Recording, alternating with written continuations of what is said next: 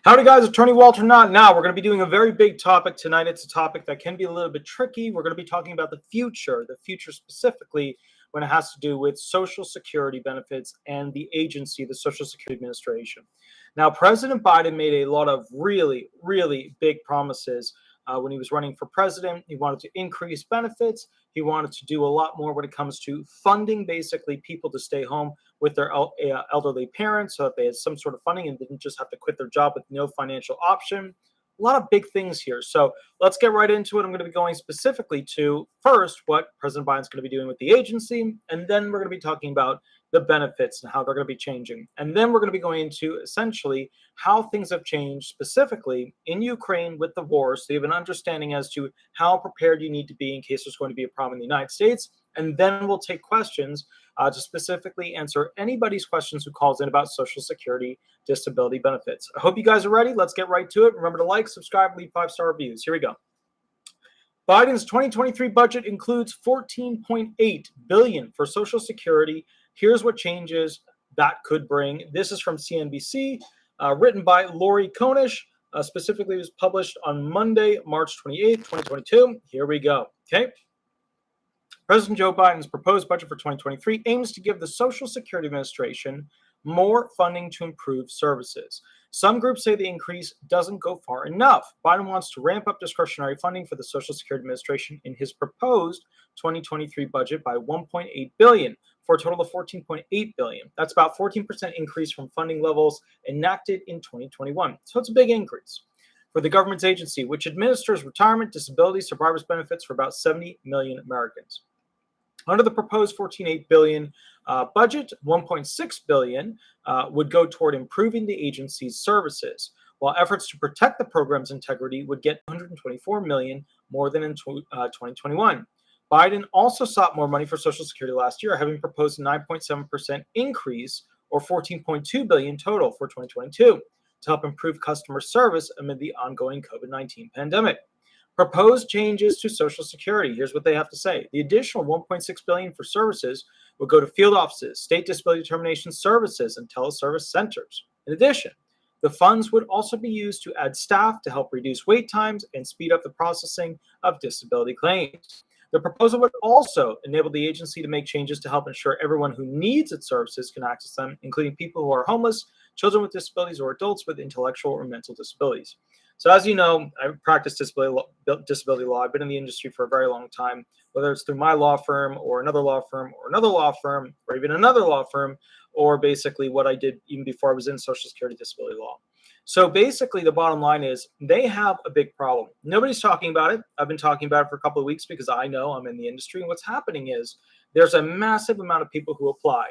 They've reached DDS. They've reached DDS Recon. They're finishing up with their processing platform to get through this whole system, which is, not having enough judges to actually go ahead and adjudicate them at the OHO hearing level. So here's the problem. There's a lot of DDS reps. All the DDS reps, for the most part, throughout the nation are 100% at capacity. That's why the wait times are really, really bad. Once they get done with DDS, the initial filing level, the recon level, remember some states don't have recon, you just go from initial filing to the OHO hearing level.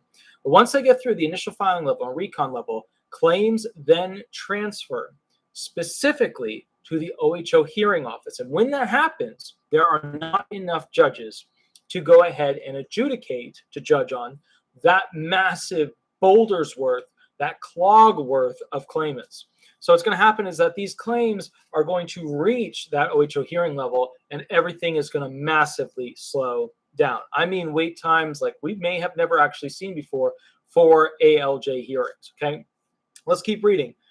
So he wants to alleviate this by giving more money to the Social Security Administration to hire more people. If they're going to need more judges, that should be the main focus going forward. In fact, if I were to go ahead and apply to become a judge, I, at my age, might even have the opportunity and potential to become an administrative law judge because of the situation they're in right now. The $224 million increase from 2021 for protecting the program's integrity would bring the total to $1.8 billion. Those funds would ensure the program is providing the correct benefits to those who qualify and that the program's funds are being spent responsibly. That money would also go to help support the investigation and prosecution of fraud. So what they're saying here is more massive funding to the CDI units to fight potential fraud. That means more investigations of people who are applying for disability benefits and more investigations of people who are already on disability benefits. Let me put it another way. Oh, wow. So I want to thank the Dogs Keep a Promise, a person can. Thank you, good sir, for the $5 donations. My apologies, didn't see it till now. Thank you. So I want to point out what they mean by that. What they mean by that is they're going to have more investigators following those who are disabled and who are applying for disability around, like physically following people around. That's the whole point of that thing. All right, let's keep reading. Groups hope to see more. All right, so obviously President Biden, remember I did that video, and I should have done more. I just didn't have time to do it because I was leaving New Jersey, but I should have done more about the things that Biden promised and the problem we're running into. And I'm just going to lay it out for you guys. I don't sugarcoat things. You know I've never sugarcoated things. I like to eat sugarcoated things, but obviously the reality from me is that I am not giving you information that's, happily laced with, sugar cane all over it and you're feeling great. Here's the bottom line. This is the budget for 2023. This is the budget, I'll say it again, for 2023. That leaves 2024 as basically the transitional period as to when these things the big things could actually happen or change or modify or make benefit increases, whatever. So the problem we're running into right now is that those promises that were made could not be delivered in 2021. They could not be delivered in 2022. They're not going to be delivered in 2023. So now we're looking at like the transitional 2024 era to see if maybe his promises could be met then. Otherwise, President Biden's got some digging to do out of the giant trench he's currently sitting in. So that's the problem we're running into with this situation. I just wanted to lay out the timeline for you so you understand there is a problem here that does not have a good solution. Let's keep reading through it. The National Committee to Preserve Social Security and Medicare praised the proposed funding for the Social Security Administration's operations, which have been strained by the pandemic and more than a decade of GOP forced spending cuts, the nonprofit advocacy group said on Monday. And that's true. The GOP, grand old party, the Republicans, have not been heavy-handed with funding the Social Security Administration. This is true. This is consistent. The funding could help reduce customer service bottlenecks, including long wait times on the agency's 800 number and for disability hearings, and help the agency reopen field offices that were shuttered during the pandemic. It said. However, the group also said it hoped to see more in the budget. While we appreciate many aspects of the president's fiscal year 2023 budget proposal, we had hoped that it would reflect efforts by Democrats in Congress to boost Social Security. This is talking about boosting Social Security benefits, like what you get per month, including a much-needed increase in benefits and adjustment of the payroll wage cap so that the wealthy pay their fair share into the system. Max Rickman, president and CEO of the National Committee to Preserve Social Security and Medicare, said in the statement, a bill was reintroduced in Congress by Rep. John Larson, Democrat Connecticut, in October that would provide a benefit boost for new and existing beneficiaries, amounting to about 2% of the average benefit. In addition, it would also set a higher minimum benefit for low-income workers.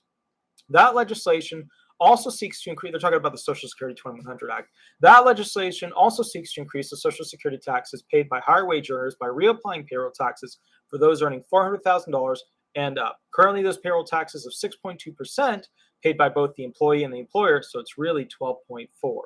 Don't be fooled there, guys. It's not 6.2, it's 12.4.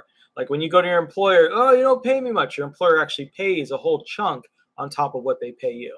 These payroll taxes of 6.2% paid by both the employer and the employee are applied only to wages up to $147,000 in 2022.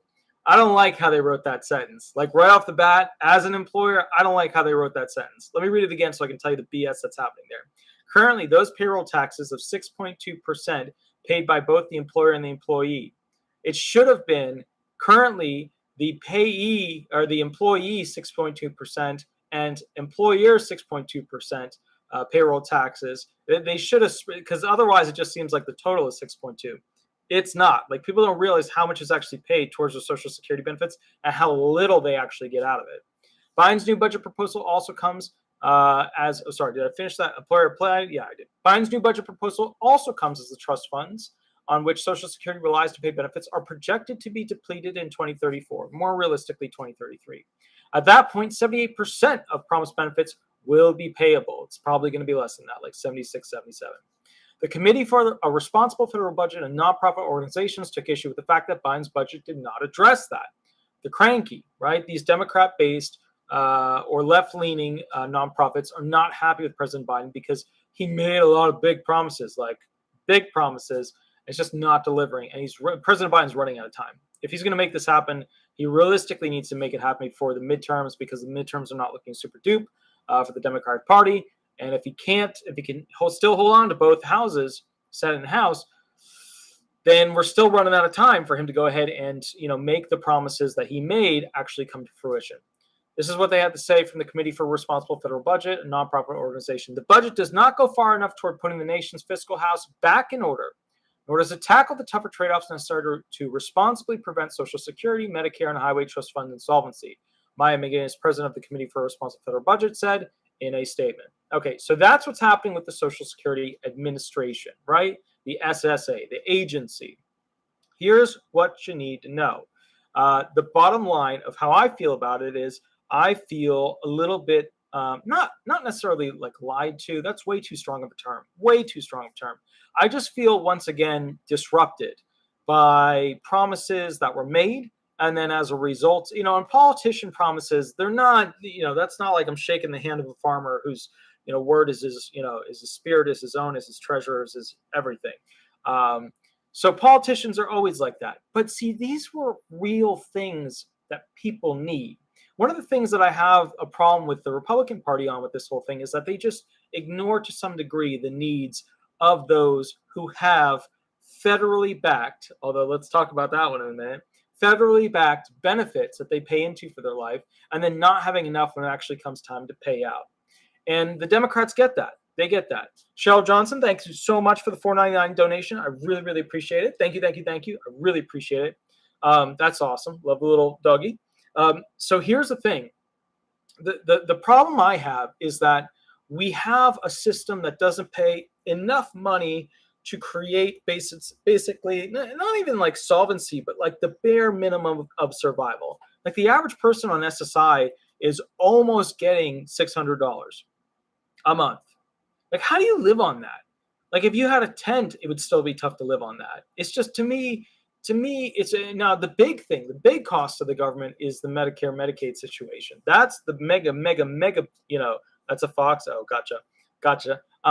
So with that said, that's the big money. Like when people get their monthly check from SSI, that's little money. Or SSDI, let's say they're getting $3,000+ a month. That's still little money compared to what they can potentially get from their Medicare. So the big problem that I have at this point is that at the end of the day, we don't have cheap enough housing. We don't have enough cheap housing. The dollar is completely devalued. The cost of living adjustment hasn't gone up with what the CDI, Consumer Price Index, is. So now we're stuck in this weird place. People can't afford things. Remember how they're like, rah, $15 an hour? Well, $15 an hour is now based upon the cost increase of things worth less than the old $8 and change minimum wage that existed, which is scary. So the standard of living during so far the Biden administration's, just presidency has less than it's more than half decline from what it used to be. And obviously there's the coming out of COVID thing, but he's just not a good president when it comes to essentially pushing forward economic policy. And one of the things that I don't like is that I see a lot of these left-leaning Democrat-based nonprofit groups. They'll make great points, but they won't acknowledge where it comes from. And one of the things that I really don't like is that they don't acknowledge that, we are in competition with other countries, other continents, to produce as much as possible for international trade, to increase the value of the dollar, to be able to have a higher standard of living. And in doing that, you work hard, you basically make America literally a better place by essentially increasing the value of the dollar. And then you're basically getting more money that you can use, and you're paying more money, you're paying this money into taxes, and the Social Security system works better because you're inspired to work more and do more. And one of the things that I don't think these left-leaning nonprofits really focus on enough is it takes people working to pay for the Ponzi scheme that we have known as the Social Security benefit, system. And so what I don't like is I'm seeing this problem evolving where people don't acknowledge that it takes a lot of hard work and a lot of wages earned and a lot of wages paid in taxes. And now we're kind of coming into this world where it's like we just want a lot of benefits, but we don't expect the younger generation to work as hard or have as whatever. And now the problem is the younger generation has all these student loans. So the younger generation is like they're just, not inspired to work harder. They're not inspired to achieve more because whatever they're earning is going to student loans. Mine is between $1,500 to $1,800 a month, which is insane. That is a mortgage, just in student loans. That's just student loans. So my point to you guys is this. I don't think we're focusing enough on economy. I don't think we're focusing enough on making things cheap with a high worth dollar. And I think that we're pushing this green energy thing in a way that is going to backfire a little bit for us. I think we need to keep focusing on it, but we need to acknowledge the systems we have to keep the baseline core moving forward. You can't have $5.50 diesel. You can't have that. The semi trucks run on that. And I was talking with a friend who's very left leaning. He's like, well, what about all the Tesla 18-wheeler trucks and yada yada? And that's actually not the first time. I had another friend who's more left leaning, and he was like, well, they're just going to use that. That's not how it works. We need essentially cheap diesel to get products to people as cheaply as possible. Keep in mind, if people are buying less products because they can't afford them, then companies are shipping less products. And if they're shipping less products and people are buying less products, then there's less tax paid. And if there's less tax paid, guess what happens? People aren't earning as much because they're not, having as much business to do, sell more products, and then there's not enough Social Security money. So just one of the big things that I want people to understand is that this money has to come from somewhere. It's not magic. It comes from taxes that are paid. We have to have a strong economy and a strong dollar, and we have to have a low COLA rate. When we have high COLA rates and people are like so excited about like, oh my God, I'm getting so much more money. That's the classic, like you have two doors. You have people that don't understand how the system works and the answers are easy, but it's wrong and they're going to end up hurt at the end of it and very poor. That's where the giant line of people are. And then you have how it actually works in the world. It's going to be tougher, but this in the long run means a heck of a lot more for that person. A lot of people listen to these channels, right? Your B2B stuff, all that stuff, the LA, yada, yada, whatever channel. A lot of people listen to this stuff. That's why they've got hundreds of thousands and millions of subscribers. I've always give you the non-sugary stuff. Let's now look at what's starting to be proposed and pushed by other news stations about, wow, the future cost of living adjustment for 2023 and how you're going to be rich as a result of it. You're not. You're going to actually have significantly less because the COLA is never accurate against the CPI. And the CPI is still showing to be lower than the actual increases that are coming across the table as time moves forward. Let's review it real quick.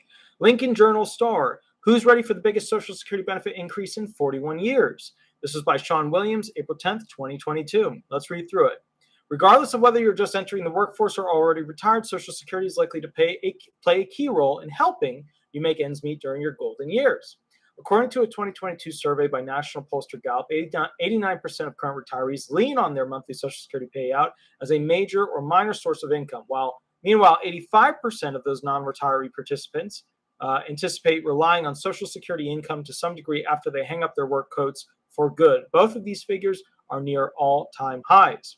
People are relying on their Social Security benefits a lot because the world of pensions, the world of 401ks, the world of these retirement saving government or your company matches it, they're just not being used as much. They're just not being held out for more of the average person. Unfortunately, they're just not enough as what they used to be. And the reality is that only the mega companies, mostly tech companies, are able to offer a lot of those things. And the weird thing is that middle class jobs at these tech companies are now turning into $100,000, $110,000 jobs.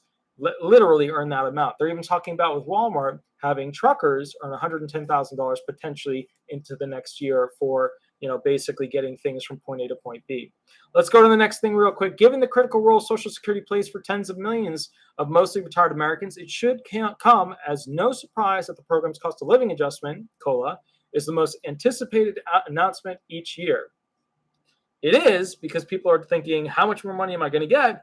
But they're actually not getting enough. And that's what's sad. These other YouTube channels will sell this idea that you're getting a lot more money.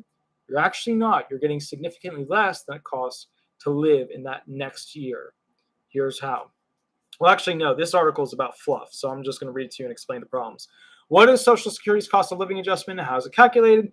In simple terms, COLA is the raise that beneficiaries receive nearly every year. You'll note that I have raise in quotation marks, which is to represent that it isn't a raise in the true sense of the word. The purpose of Social Security COLA is to account for the inflation that program recipients have contended with over the past year.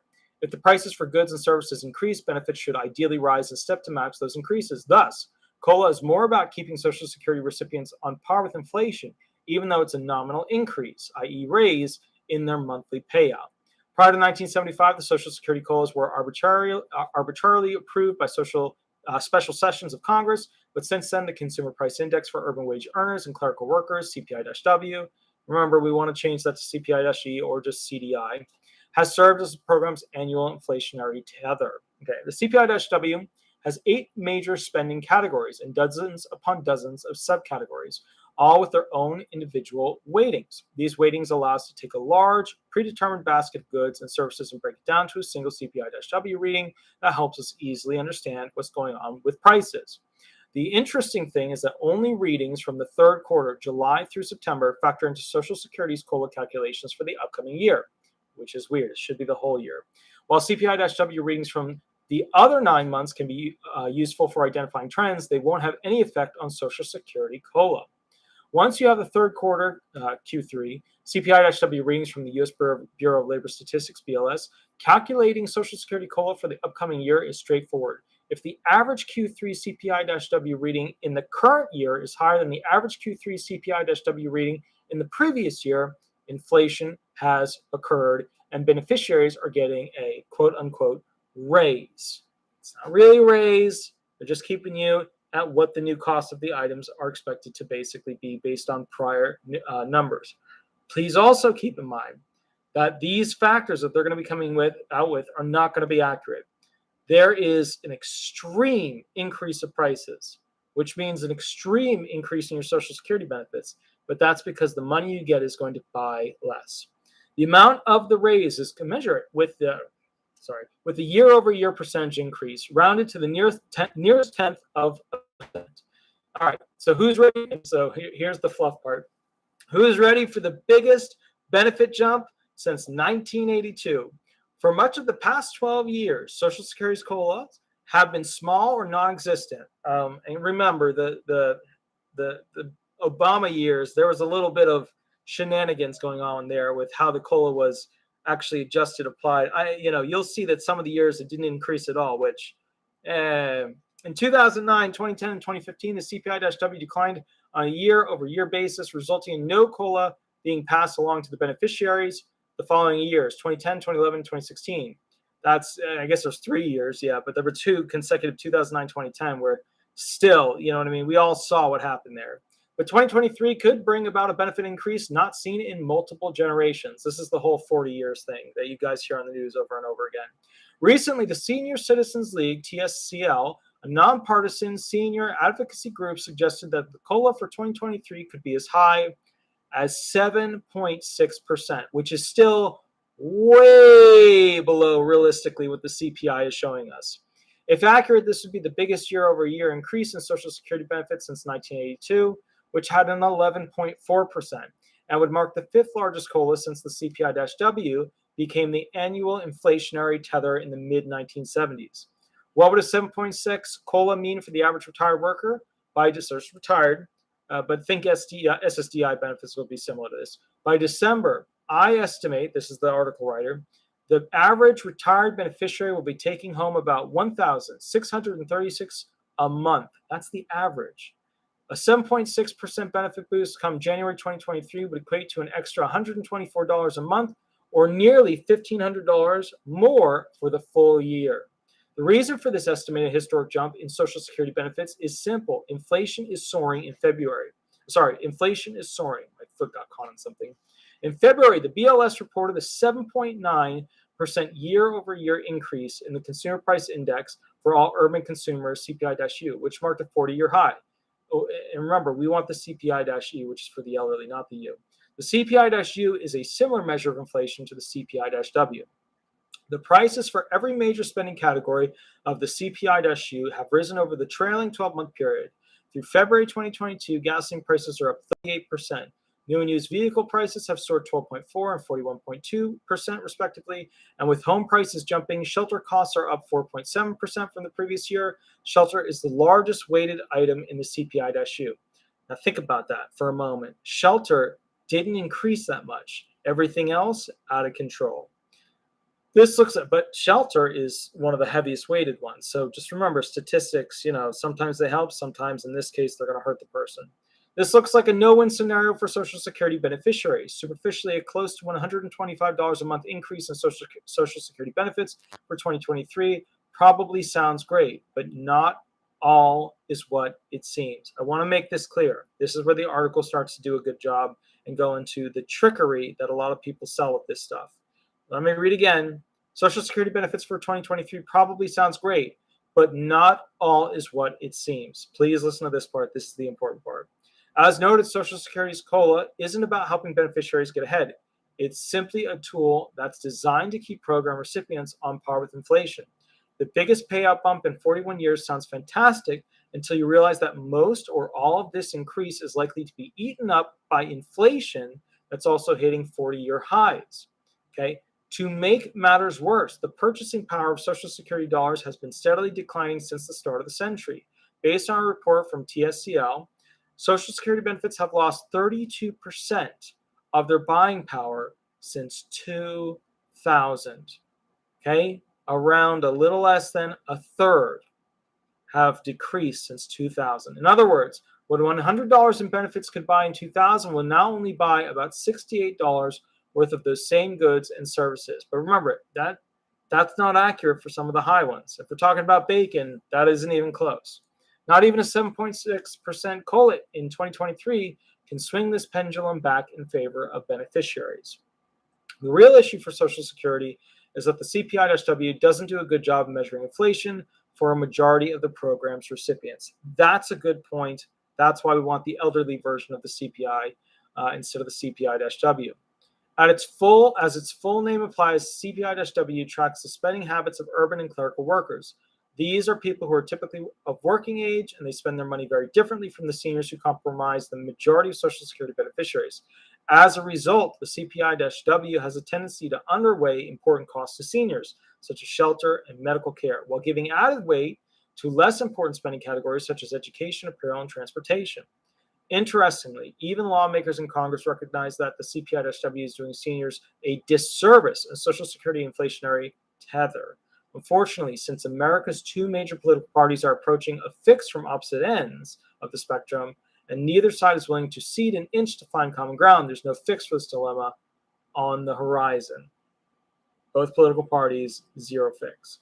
Long story short, no matter how large of a COLA beneficiary are in line to receive in 2023, the purchasing power of Social Security income is expected to keep declining over time. And one of the largest decline is going to be essentially the transition from 2021 to 2022 to 2023. The $18,984 Social Security bonus most retirees completely overlook. I guess this is just an advertising, yada, yada. All right, so the bottom line is, I think that article does a good job at pointing things out. I think it could have gone a little bit more into detail about what some of the fixes were, what some of the issues are, and how it all kind of comes together. But the bottom line is, I think that's pretty good. I think that's a pretty good summary as to what the problem is going on. Now, let's talk about this. I'm going to summarize things for you guys. President Biden wanted to go ahead and increase, essentially, Social Security, disability insurance benefits, retirement benefits, supplemental security income. None of that stuff's going to happen but for this COLA increase, which is not going to be enough for what the actual increase in price of items actually is, including your rent, including your food, including your heating oil, and your gasoline transportation fuel. So that is a problem. That is a big problem. Instead of essentially giving Social Security beneficiaries more, what we're ending up is they're going to be getting less because we're not pushing the right economy-based plan, formula, and positioning ourselves well in the international market. Now, a lot of you will say it's not his fault. The reality is it's always the president's fault, because at the end of the day, while they're not the ones that pass the law, They are the ones that dictate to the House and the Senate what they're interested in and what they should be working on. Now, there's a lot of little bills coming out that are trying to push and promote the idea of increasing Social Security benefits. None of them that I've seen have any likelihood of getting out of committees or being passed or even getting an acknowledgement from the president. Now, let me just summarize one last time here before we switch over and basically get an update on Ukraine. The main problem that we face with this situation is the following. We have a presidency, okay? And let me hear, when is the 2024 presidential election, right? When is that? What is the date? November 5th, 2024, okay? President Biden has not made plans to increase Social Security benefits. He's only increasing what he pays to the Social Security Administration to basically hire more people to make it go more smoothly with the adjudications. Which means that for 2023, don't expect the Social Security benefit increase at a presidential level because it ain't going to happen. That leaves part of 2024 where this presidential election will occur, and then, of course, things will change and yada, yada. But remember, midterm elections. President Biden is not expected to hold on to the Senate. He may not even hold on to the House. He could, though. It's likely he'll hold on to the House. I think he will, anyways. So what that means is that if this is all cut off, if he loses a House or a Senate in 2022, then that means that any hope of 2024 having Social Security benefit increases will have died at that point. President Biden will become a lame duck. It's over. That's it. Done. So I just want you guys to understand the very strong reality of essentially what's going on, the promises that were made, and how at that point, after the midterm elections, if one side goes Republican, then President Biden will sit back on his laurels and say, well, I can't pass it. They won't let me. And that whole game, that chess game of, things not going anywhere, the gridlock will essentially take place. All right, guys. So one thing I'm going to be doing is going ahead and basically going to the next part. I need you guys to get an update specifically on what's happening with Ukraine, because the status by which you prepare for that is important, because we have not seen something like this for many, many decades. And it's important to go ahead and realize what's going on there. So I'm going to reach out real quick to get somebody on the phone so that we can go ahead and begin the process. Give me 1 second, and then we should be good to go. Once we get done with this, we will pop over to answering questions. Specifically for what's going on with people who have questions about disability benefits. But here we go. I'm going to go ahead and get the phone ringing and get it rolling. Give me 1 second, then we should be good to go. Okie doke. Howdy, good sir. How are you doing? Doing terrific today. Thank you very much for having us. Excellent, excellent. Excellent. So good, sir. What I'm going to do is I'm going to go and basically turn off a system that's creating a little bit of noise in the background. I want to get you set up, but I have some questions about what's going on with Ukraine. But can you give us a mini summary as to what's going on currently with Ukraine and Russia in the war? Sure. Let me jump right down to that for you. So one of the premier questions this week that did come up is, are there any updates on a ceasefire or peace talks from Russia and Ukraine? The answer is yes. Both sides indicated due to significant issues, talks will have ended with no future plans to revisit. Mr. Putin said on Tuesday, peace talks with Ukraine have hit a dead end. So that kind of brings us back a bit. And next question that was very difficult was, when will the war in Ukraine end? That was our fifth question. I'll jump right to it. Talked about the use of guerrilla tactics being a strong fighting point, Russia's failure to prepare troops, equipment, etc., clothing, shelter, the ability of ground fighting and urban warfare, urban guerrilla tactics being used, and Russia having no idea it was coming. We move along to the mass graves in Bucha that were denied by Russia, actually indicating that they were done by Western mercenaries. Just incredible. Ultimately, where we're at is at the current pace, we don't have software that's producing enough information. We actually would not be surprised collectively, and this is using public, private, government, boots on the ground resources all over the world, contributing it to this software. Our group would not be surprised if the current pace did not continue until late fall or later of this year. Just too many things happening quickly. If you will, I'll just jump into the last 24 hours and move to your questions. Perfect, sir. If that's okay. Great. Last 24 hours, a Russian warship sank in the Black Sea. This was their flagship missile cruiser that they had out there, and Russians indicated that it was a fire took place in the armor portion of the ship. They tried towing it away from the Black Sea area of Odessa on the Ukraine border, and about 60 miles off, and ultimately as they were towing it away, it sank. Ukraine then came forward and said, yep, we hit it with 2 of our missiles, and now the entire Russian warship division in the Black Sea is now moved further south, a little bit out of range. Next thing is more than 25 nations have joined in purchasing and delivering weapons to support Ukraine war effort. The U.S. has sent billions of dollars in missiles, ammunition, and other items to the front. European Union signed off for $500 million in aid. It's a first for the 27-country European bloc to help arm Ukraine. And both Finland and Germany have rewritten long-standing policies that part exporting weapons into the war zone. President Biden yesterday accused Putin of committing genocide in Ukraine.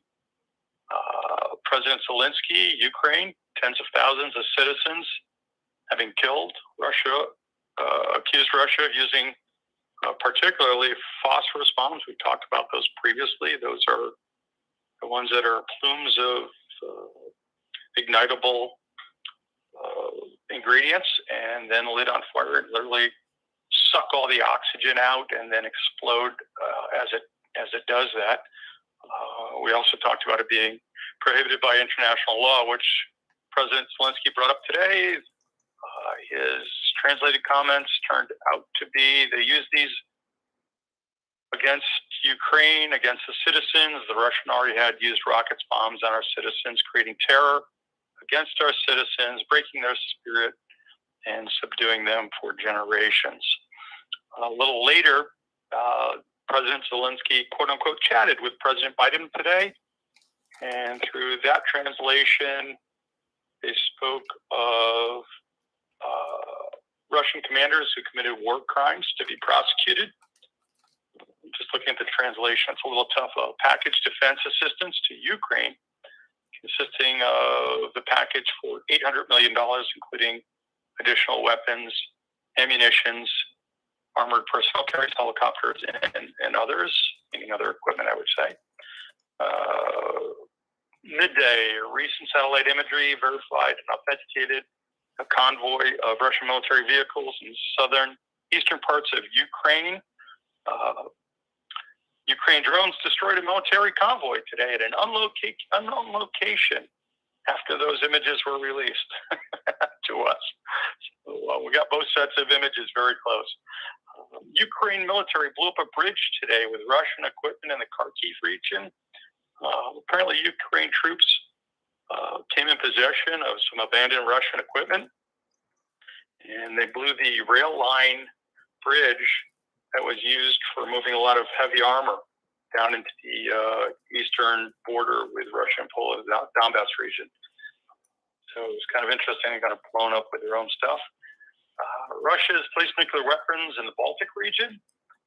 Lithuanian defense minister claimed that Russia has now stockpiled nuclear weapons in the region. A little odd. They do Russia does verify that in the Kaliningrad region, which is 60 miles from Lithuania's southern border on the Russian-Baltic coast, has no land connection with it. Security Council indicated that if Sweden and Finland apply to NATO membership, Russia will send its nuclear weapons to the region to strengthen its military position. Finland shares 810 miles with Russia on the Baltic, and Sweden also has some property there, and they're both probably out by now, considering joining. The information's out that they're considering joining the NATO alliance. Earlier today, Russia Deputy Foreign Minister Ryabkov said that they would consider any U.S. and NATO vehicles seen in Ukraine as legitimate military targets.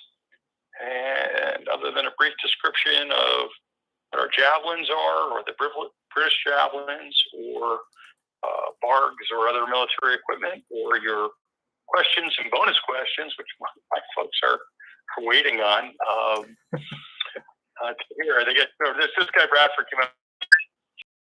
He's ready. I says, yeah, it's okay. It's okay. He goes, no, we're really ready for Walter and his listeners. We're really ready.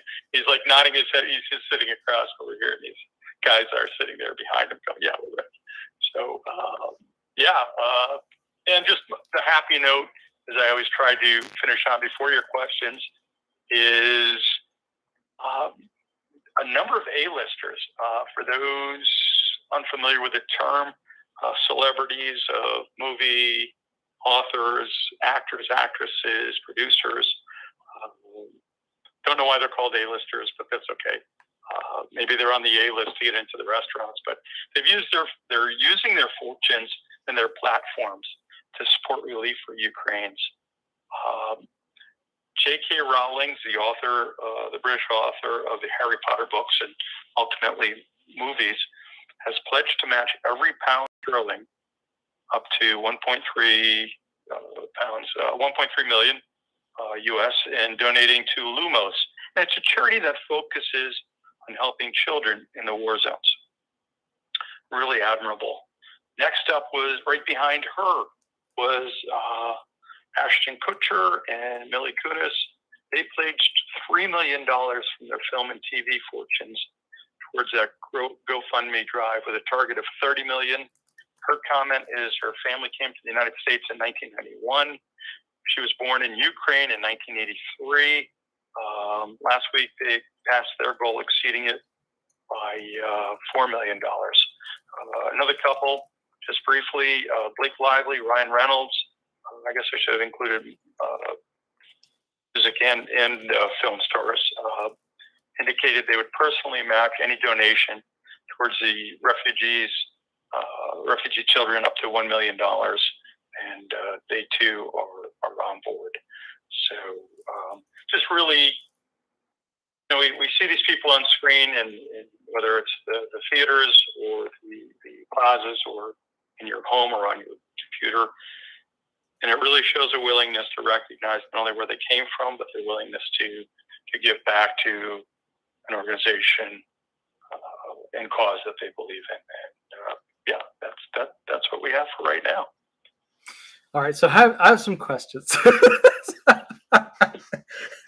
Hold on, Bradford's like, Bradford, hold on a second. Me, grab him. Okay. So here, all right. Like, So, my turn. and, here's the thing. When I look at this war and I see the structure of it, I really do believe the Russians are looking more and more like the Beanie Baby bear that has like little like black marks under their eyes and war paint and a little camo suit on. And I guess what I'm getting at is I expected from Russia for there to be more advanced technology used against Ukraine when it comes to digital destruction, energy destruction, sending some sort of bomb that would knock out specifically all the energy in a particular area that would be specific to government buildings. Can you tell me how they've been so ineffective at taking out Zelensky? I mean, to me, you start with the head of the snake, even though he's a good snake, and then you basically go down the rest of the body from there. how have they not been able to find somebody who is prolific, digital signals all over the place?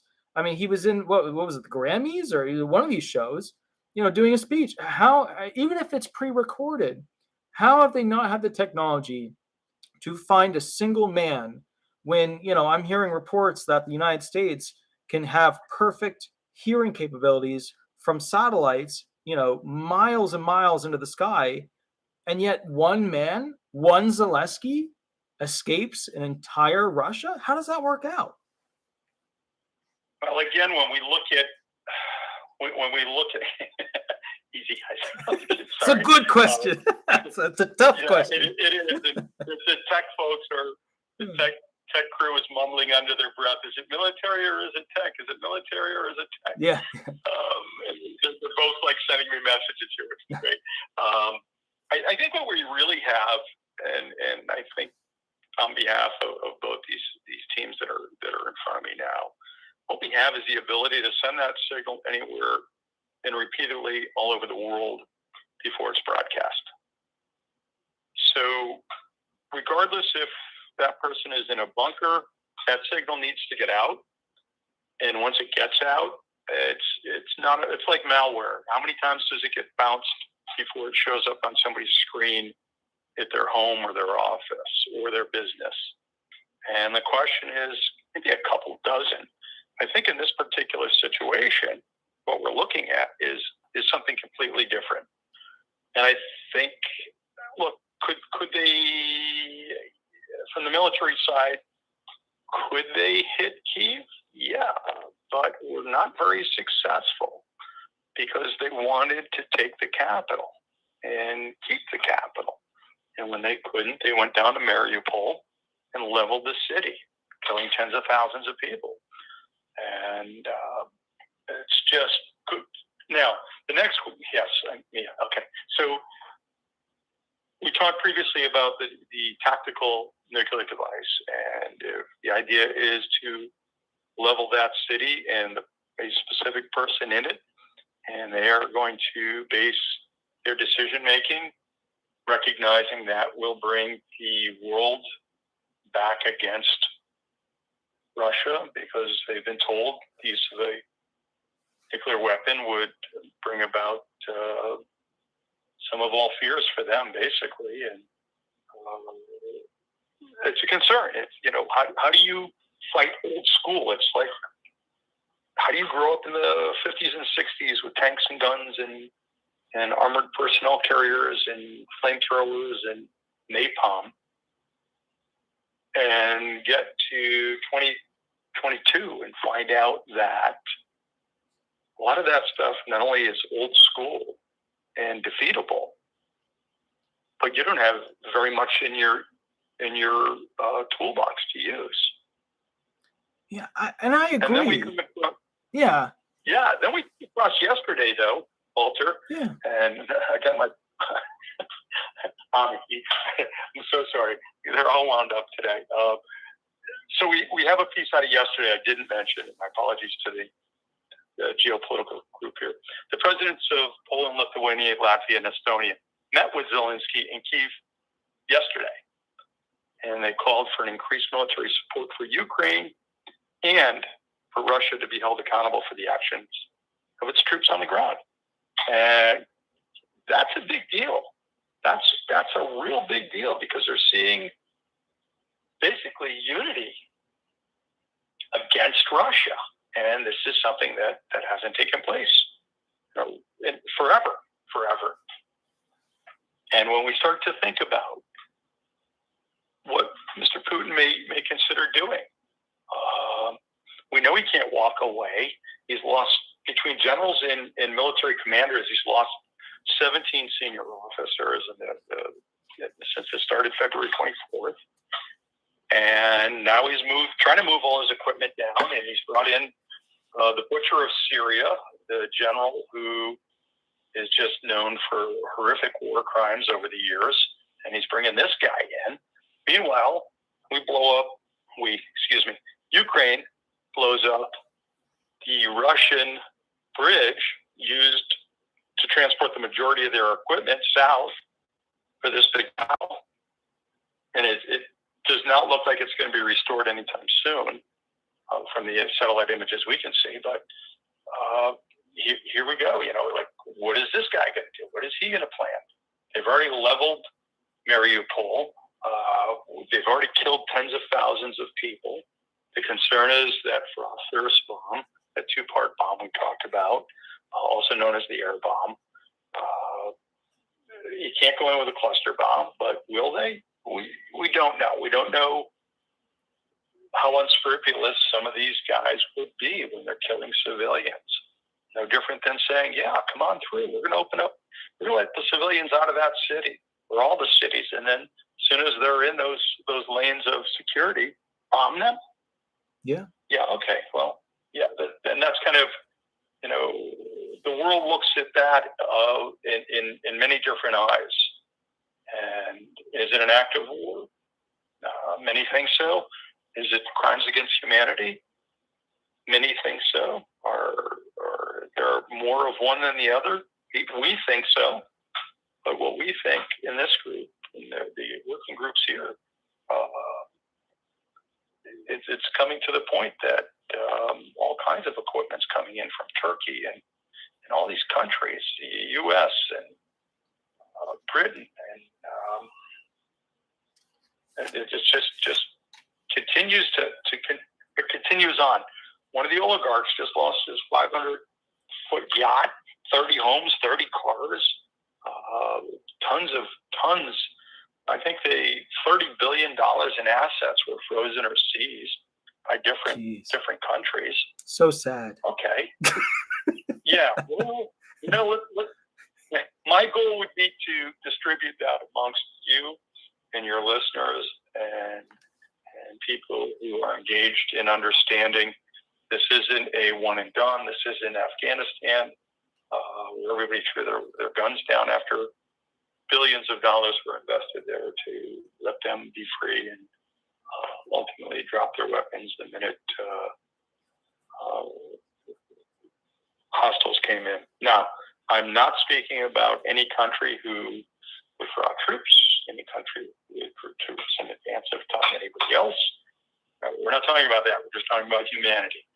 And somebody who has victimized the world to make that much money in a lifetime. There are billionaires all over the world. We understand that. But when you do it at the expense of humanity, that should be taken away and distributed to those in need. And that's just our philosophy here. Okay. enough of us pontificating. I've got. Yeah. Oh, go ahead. Yeah. So. Yeah. No. We're So part of the thought here is, again, and we mentioned it last week, and probably should have mentioned it before. But there's so much satellite imagery with accurate thermal imaging from LEO, low Earth orbit. There's live broadcasts from people who are not connected to mainstream media, or even a YouTube channel that goes out through unedited, completely unedited, from cell phones and tablets, with all kinds of access to show the world what's really taking part in other parts that maybe we can't see. That's that tech side. There's lighter materials being developed with multiple times the tensile strength of the previous materials that are just changing the weaponry and the defense mechanisms that are used. And a lot of that, believe it or not, came out of space projects and space research, trying to get lighter materials with better strengths and developing different. I mean, I don't want to say that the first space projects in the 50s and 60s when they put aluminum foil, but not too far off.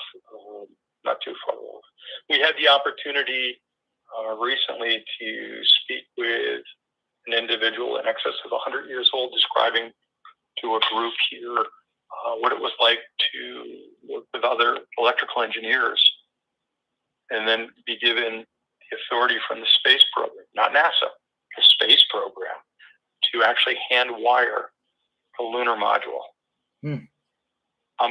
Right?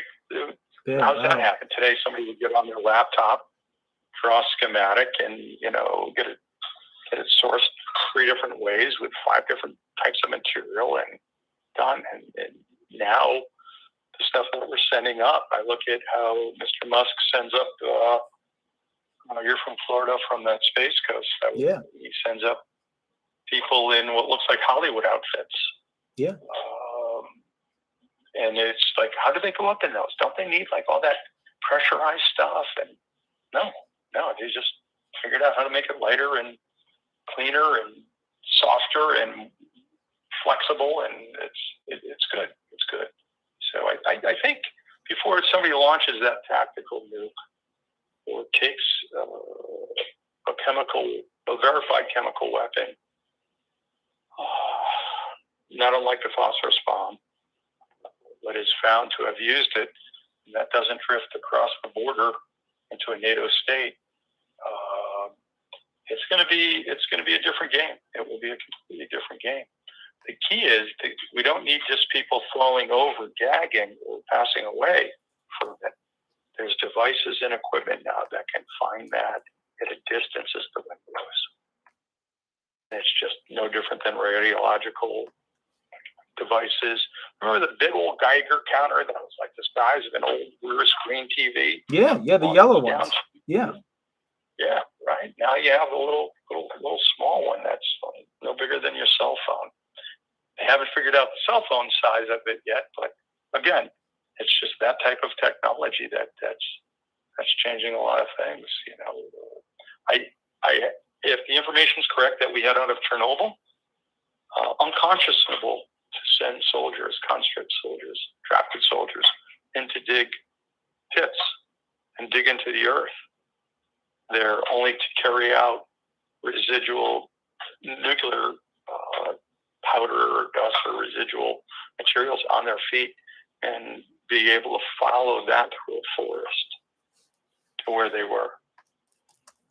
So I got a tough question for you, and this one is a real toughie. Bonus? All right. Okay. So here's the question I have, and as you know, I always hated school, and as a result of hating it, I went and got a master's and a doctorate, and then some post-doctorate level education. And in beating myself up with that, I've learned to follow history. And I got to say, one thing I haven't seen significant knowledge on, or at least reporting on, which war, and obviously there's geography, you could say Ukraine v. Russia in earlier years, yada, yada, but which war most similarly, whether it's linear or parallel, is consistent with this war from history? Are we looking at like a Vietnam thing, prior Ukraine wars, or is this a Troy versus Sparta thing, which we just haven't gotten to the ending yet? So it's difficult in many historians' minds, and I got guys in the room that probably could write down, but like 14 paragraphs on the similarities. The issue we have is, what's the comparative model? Is it strategy? Is it, like you said, the David versus Goliath, the 1 versus 300, the 100 versus 300 versus 1,000, whatever it is. Obviously, that wasn't mine. Yes. Alex is over there going, what the heck's that? That was great. There was a movie. Yeah, okay. So I really, in seriousness, this is undefined. And I think the outrage of the world, I really do. I think the outrage as this moves on of the world speaks to what it is. Most of the wars we look at are over well-defined issues. Very going back hundreds and hundreds of years, thousands of years. We can go back to the Mongols. We can go back to Rome. We can go to Egypt. We can go before that. Do we say it's food and water? Do we say it's access to the sea? Do we say it's access to the mountains and the trees? Whatever it is that you're fighting for, somebody else is willing to defend. What's unique about this is the world is watching. And the world is not, from what we're seeing, and we're not just seeing it from North American or South African or European model. our input comes in from all over where our folks are at and the groups that we have. So it's really, really interesting. Really interesting for us as we're experiencing this in near real time. Look, the reporting went from when we first started, I think we're 10 days out, 4 days out. We could barely get through 24 hours just with the speed it travels at. It's interesting. Do we have an equation? Gosh, I'll check with my historian guys here that are like professors in this and say, hey, where are we heading? What do you see is a proximity here? So,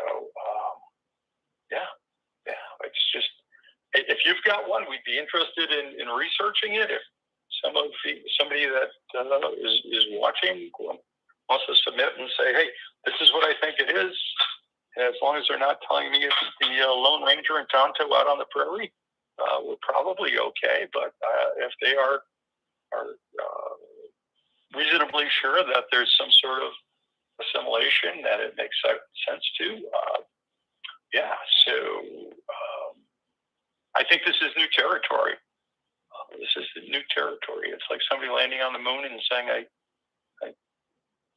want to declare this on behalf of the United States. And next thing we know, we got somebody sitting with a backdrop that says space constitution. And it's real. It's totally real. It's like it's done within a lifetime, and it's moving faster. We know that.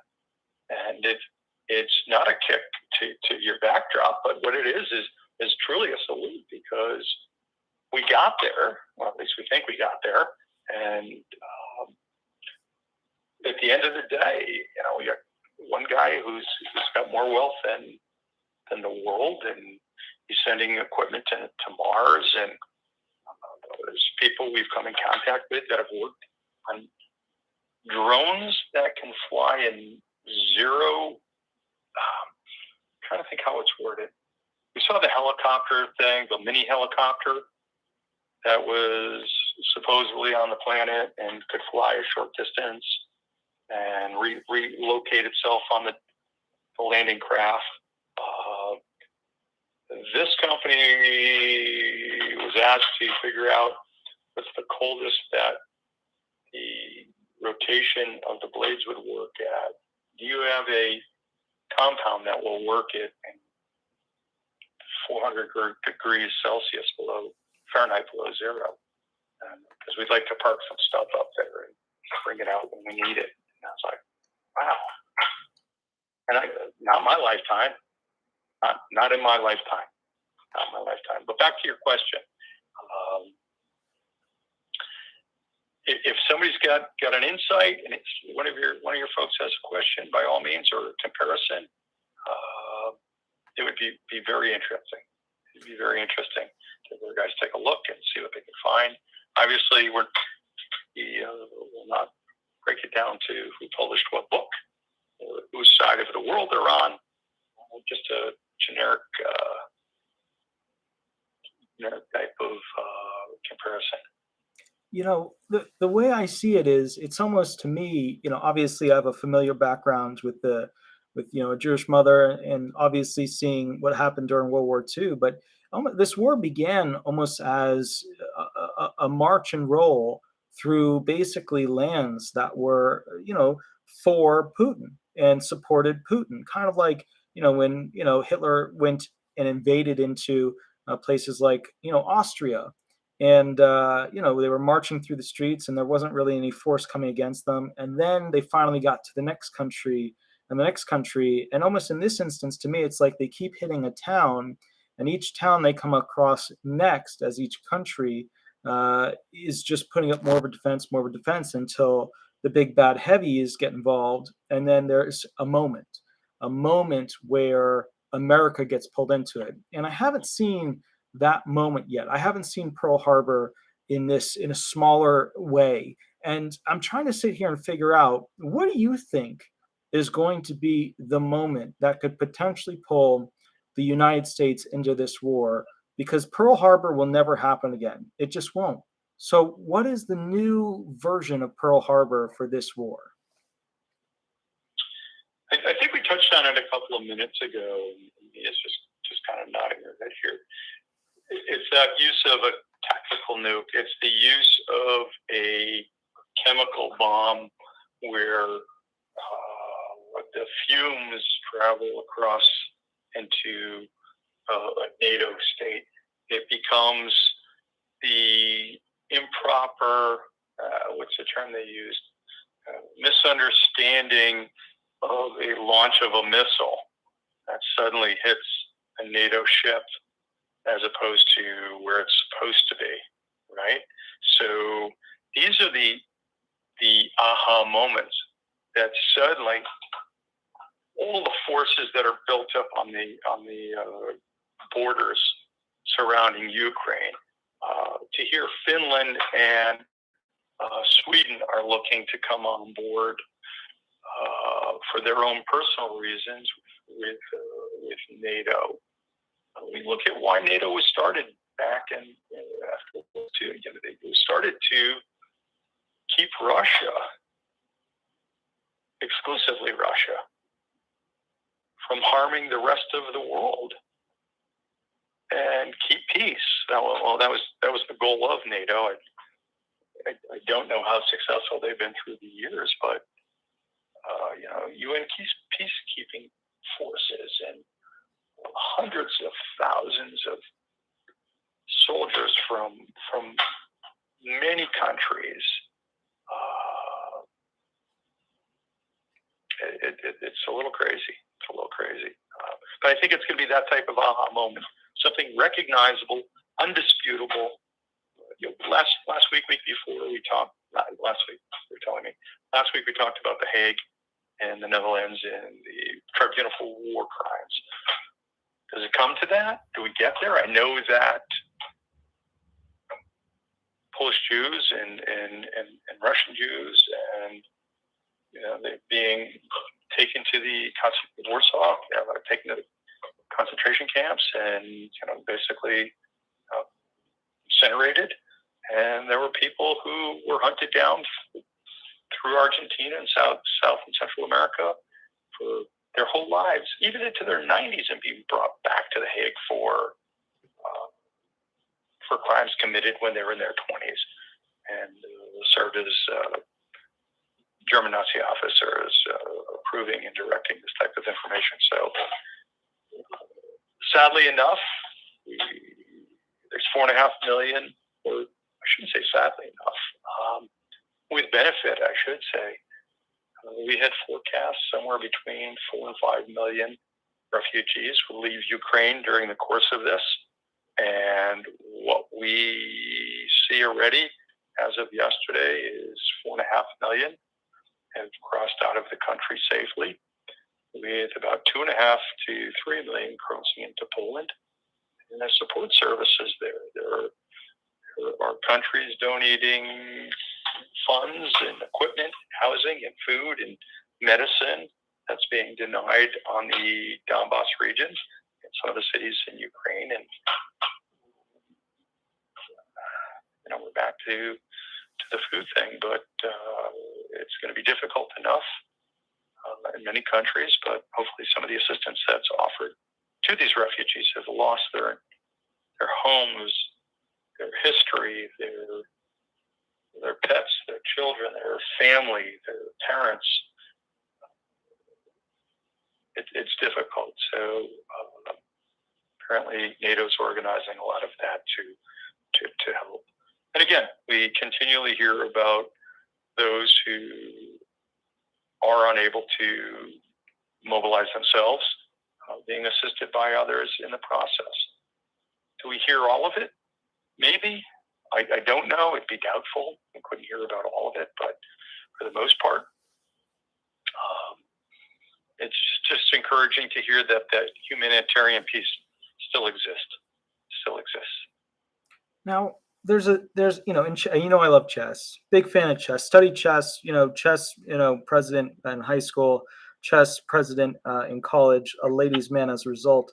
I gotta tell you, in the modern world, what we see is a lot of people being called conspiracy theorists when it comes to like ideas of what potentially could happen. In chess, we call that gambits and playing out the scenarios. And to me, Russia would not be the one to utilize small small nuclear weaponry, tactical weaponry. And the thing I'm looking at is which other country is going to join onto him to promote the identity of pushing forward his agenda. When Nazi Germany went into this, it was Japan that did the Great Act that brought America into the war.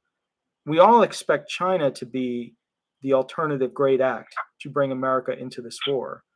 Is that a correct assumption, or is there something else pointing to a different country who may poke the giant American, war machine? So, and it's interesting because as this goes on, what we're finding is we're hearing less and less of some of the moments or day-to-day contact that we're hearing initially, and it's the news cycle. It's parts of the world are overtaken, parts of the United States are overtaken. The United States, just today we heard about wildfires out of control in New Mexico, 30 inches of snow in the Great Plains states. God knows they need it there, and I'm serious. They genuinely need it to get that water going and the ground going again. But here we come back to it. Do you think it'll be China? Geez, they'd like to stand by Russia, but even they've been pretty quiet the last few weeks. We haven't found their ships. They were off the coast of Taiwan, Orchid Island, and just making a steady path through the Bachi Channel and just doing things that they thought when nobody else was looking. They found that people were looking and putting it out there. And North Korea is still taunting South Korea, and there are other countries that are, Crimea, the separatists in Ukraine, in the southern Donbass region, have been fighting for like years now with Ukrainians. Is it identifiable? Is it noteworthy? Sure, there's stuff going on all over the world. But the tipping hand is it doesn't matter if it's the U.S. This is the interesting piece. And I think this is what the gentle tiptoeing, or the big bear, like with its two black eyes, however you'd like to describe it, is, you have countries, you have over 130 something countries involved with NATO.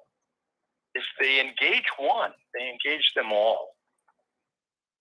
So who wants to be the one that does that? Right. And it could look. Western news reports they're Russia's there to free Ukrainians from Nazism.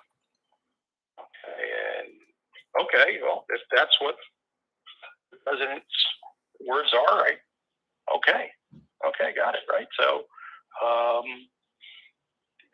we're not there to distribute anything other than what we can validate or share what we can validate. But when I look at who's going to bring the U.S. in, yeah, I got to, did we talk about false flags? This is where you make believe somebody did something to drag everybody in. Yeah, so false flag. That's where, somebody tiptoes across the border in the wrong uniform, gets caught, right? They get caught, and now they said, see, they were across the border. Well, it might be a guy from that other side dressed in the other guy's uniform, or a group of guys that end up in the wrong spot. But that could be. Yeah. No, but wouldn't that be a waste of a tactical shock? Like a moment like Pearl Harbor. And I don't know why. And I was talking with my dad about this, because he was part of that era of knowledge and things like that. And he said one of the weird things that they had to deal with was that a lot of the biggest, largest Navy ships, which of course, during that time were anything that they could fly anything off of, were removed from essentially Pearl Harbor, the harbor at that time, like 4 days or something before the actual attack occurred. And then the battleships were the only remaining ships left. And as a result, they were saying, oh, they were the slower ones. They didn't want to wait and blah, blah, blah, and so on and so forth. But if, look, if we get a group of people on the, inside Ukraine that are not supposed to be there, I mean, we already have that, right? We already have other countries putting in these so-called amazing, murderers that can hunt anybody down, these Mandalorians of soldiers from Russia. And we have the best snipers from Canada and America going in there. We already have that. I mean, I'm expecting a big bang. And it might not be a nuclear bomb, it might be something totally different.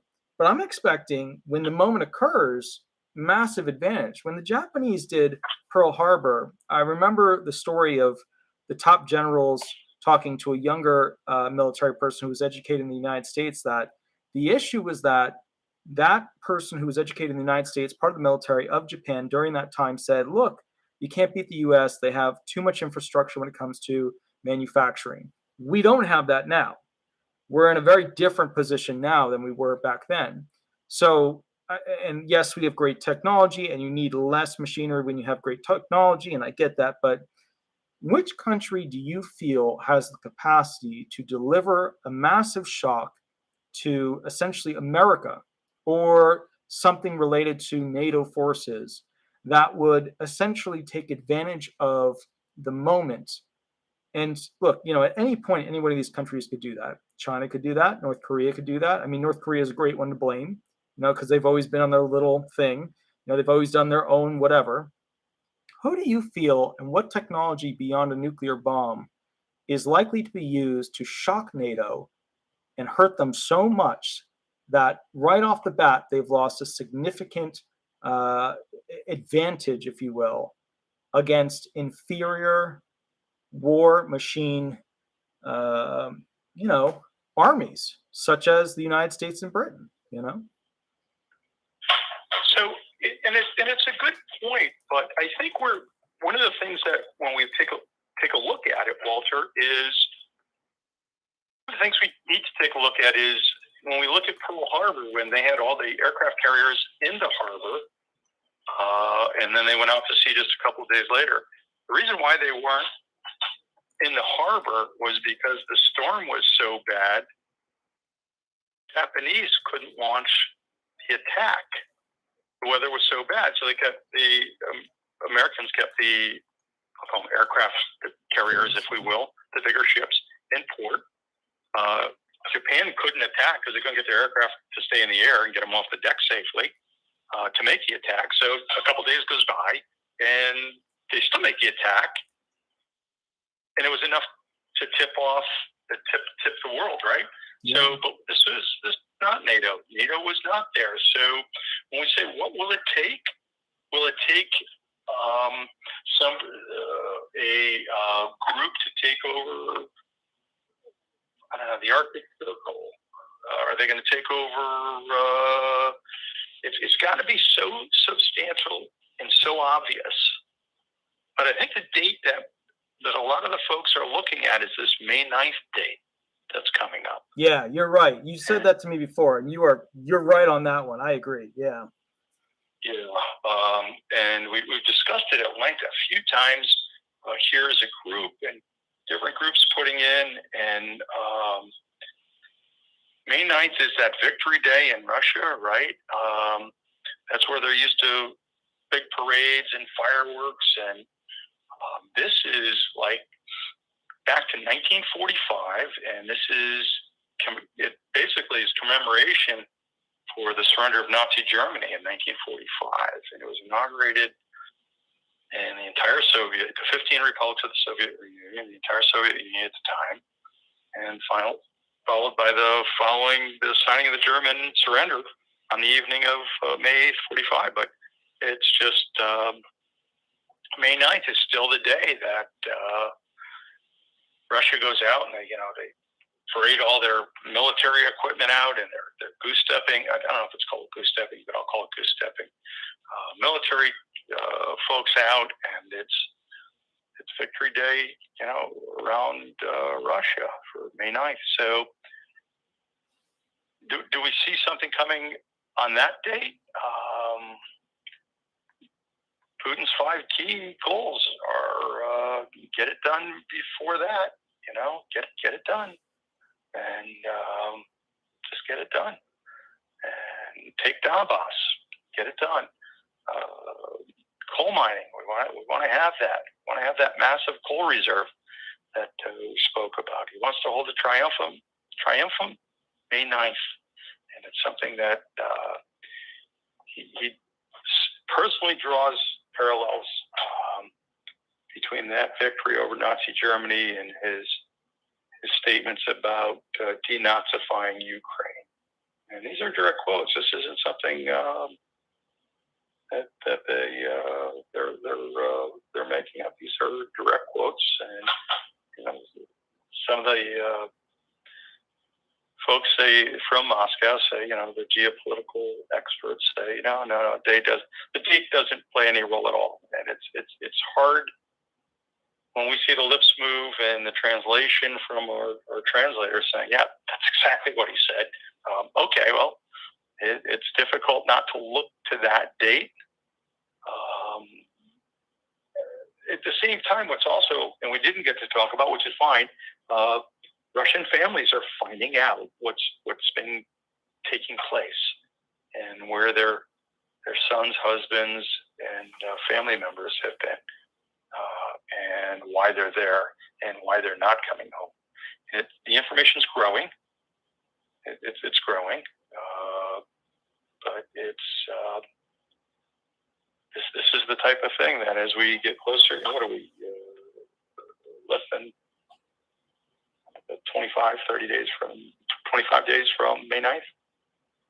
Does he have the strength? I don't know. There's concerns about, he's been traveling with their nuclear football. He met the folks from Belarus on a private aircraft, and every place he moved, he was actually a funeral for a friend of his, Putin's friend, and football traveled less than 20 feet from him at all times, and we've got great imagery of verification of those statements. And there's also somebody traveling in that group that has been, I'll say 90%, we like to be 100, but 90% sure has been treating him for medical ailments, including potentially cancer, at least 35 visits in the last 2 years. And this is what, I don't know, is this where he takes it all out? We would hope not. As a humanitarian organization, is a caring world. It's unbelievable in 2022. Yes, we understand certain countries what happens, but these people in other countries that take advantage of children, take advantage of poor people, that take advantage of homeless, that take advantage of folks, is not tolerated. It's just no longer acceptable. It used to be hidden, like domestic violence years ago. In law enforcement, a fellow was telling me that what you did behind closed doors in the United States and in a lot of Europe,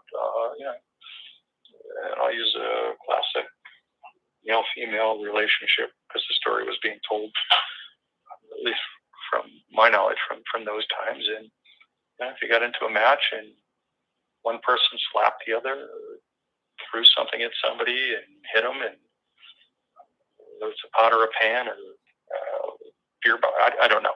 And he said, years ago, that was what was behind closed doors, was behind closed doors. And it's no longer acceptable.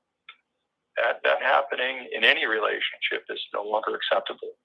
In both American, English, and European, a lot of European countries, that type of behavior is reported, investigated, and hopefully actionable before somebody is physically hurt again, or permanently, or psychological injuries exist for generations, or it's part of a cycle.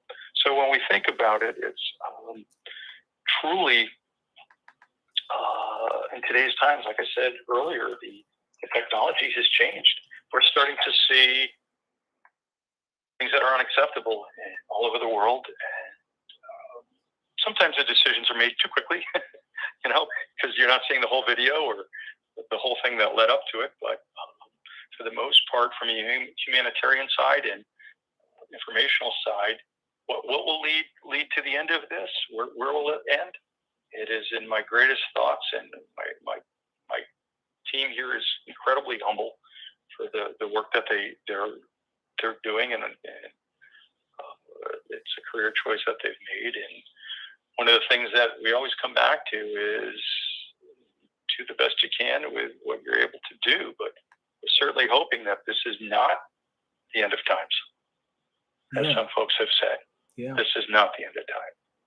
We are struggling with it being 2022, and something like this hasn't taken place globally in decades and decades. The thing I would love to know more about, and I got to take a couple of calls after this, but the thing I'd love to know about from you, the team, the knowledge base, the experience that you guys have, which is just absolutely incredible. Like, I'm just happy that I can actually ask these questions as such an experienced team, because you don't always get those opportunities in life, and this is just amazing. And I think about the things that you've stated about redirection, false flags, and I think about America and the immense strength that we promote. Obviously, the Afghanistan thing, that was not along the traditional American lines, but if you look at classic things of smaller nations finding ways to hurt America, like almost like the classic 9/11, flying giant planes with a lot of fuel into buildings that represent kind of like the great of America, that reshaped everything in this country, from security to how we look at each other, how we expect America to grow into the future. It makes me wonder how big the event needs to be and what inside the U.S. could potentially cripple us, such as, the three planes that basically, and then the fourth one, of course, was hijacked, but the three planes that, two into the towers and then one into the Pentagon. And I just feel like the nuclear bomb tactic, yes, that would be a huge one for sure.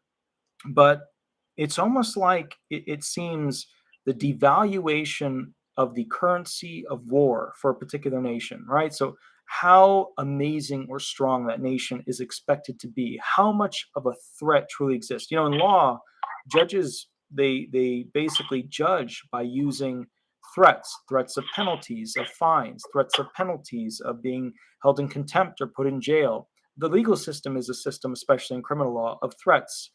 And I guess my perspective with this is there has to be, and maybe there's a supercomputer that's figured out the most likely or whatever, but there has to be something beyond, the main chess pieces on the board of Ukraine and Russia and some of the NATOs.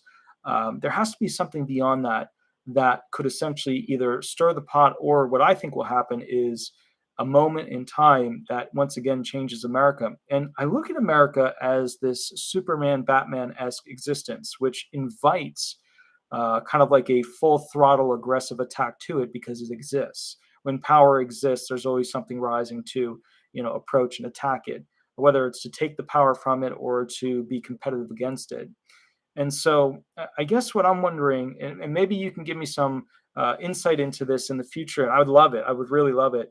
But what are some of the tactical things that could happen to America to weaken it in its value to other NATO allies, kind of like what happened with Afghanistan?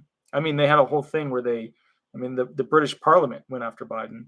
And also, what would strategically devalue our military in a significant way in the battle against places like China, Russia, Africa, the Middle East, etc. Do you think you can give us on the next show some ideas towards that? Because that's, as a chess player, what I would be looking for. Because, not to use very aggressive or hostile terms here, but when I get booped, that's how I get booped. So, yeah. Yeah, no, I get it, and they're kind of nodding at me. Hey, two things I did want to touch on, and we will take a good look at that this coming week for you. Perfect. There are two things that came up that are completely germane, and I just want to make sure we get the opportunity to share it real quickly. One of the big questions of the week is concern for food shortages, not only in North America, but globally. And basically, the number we talked about for avian or bird flu last week, flipping the chickens and turkeys, and what we found out to be more than 26 states now has killed more than 25 million birds, including millions of egg-laying chicks. The cost of chicken and eggs, from what I'm being told, around North America has gone up anywhere from 20 to 50%, depending on the country you are. Additionally, the lack of fertilizer from Russia and Ukraine and rising fuel costs will reduce the number of crop farmers in most countries are able to produce and get to market. And we validated the cost of fertilizer from just 1 year ago for large farmers going up almost 600%, not including other issues. Our group has identified areas in North America, parts of Europe, with limited numbers of items available for purchase in the stores, and not just small stores, not the mom and pop, but some larger chains, including baby formula, canned meat, and other products. Limit 1, Limit 2, Limit 3. And United States President Biden on March 24th announced an upcoming food shortage and said, quote unquote, it's going to be real.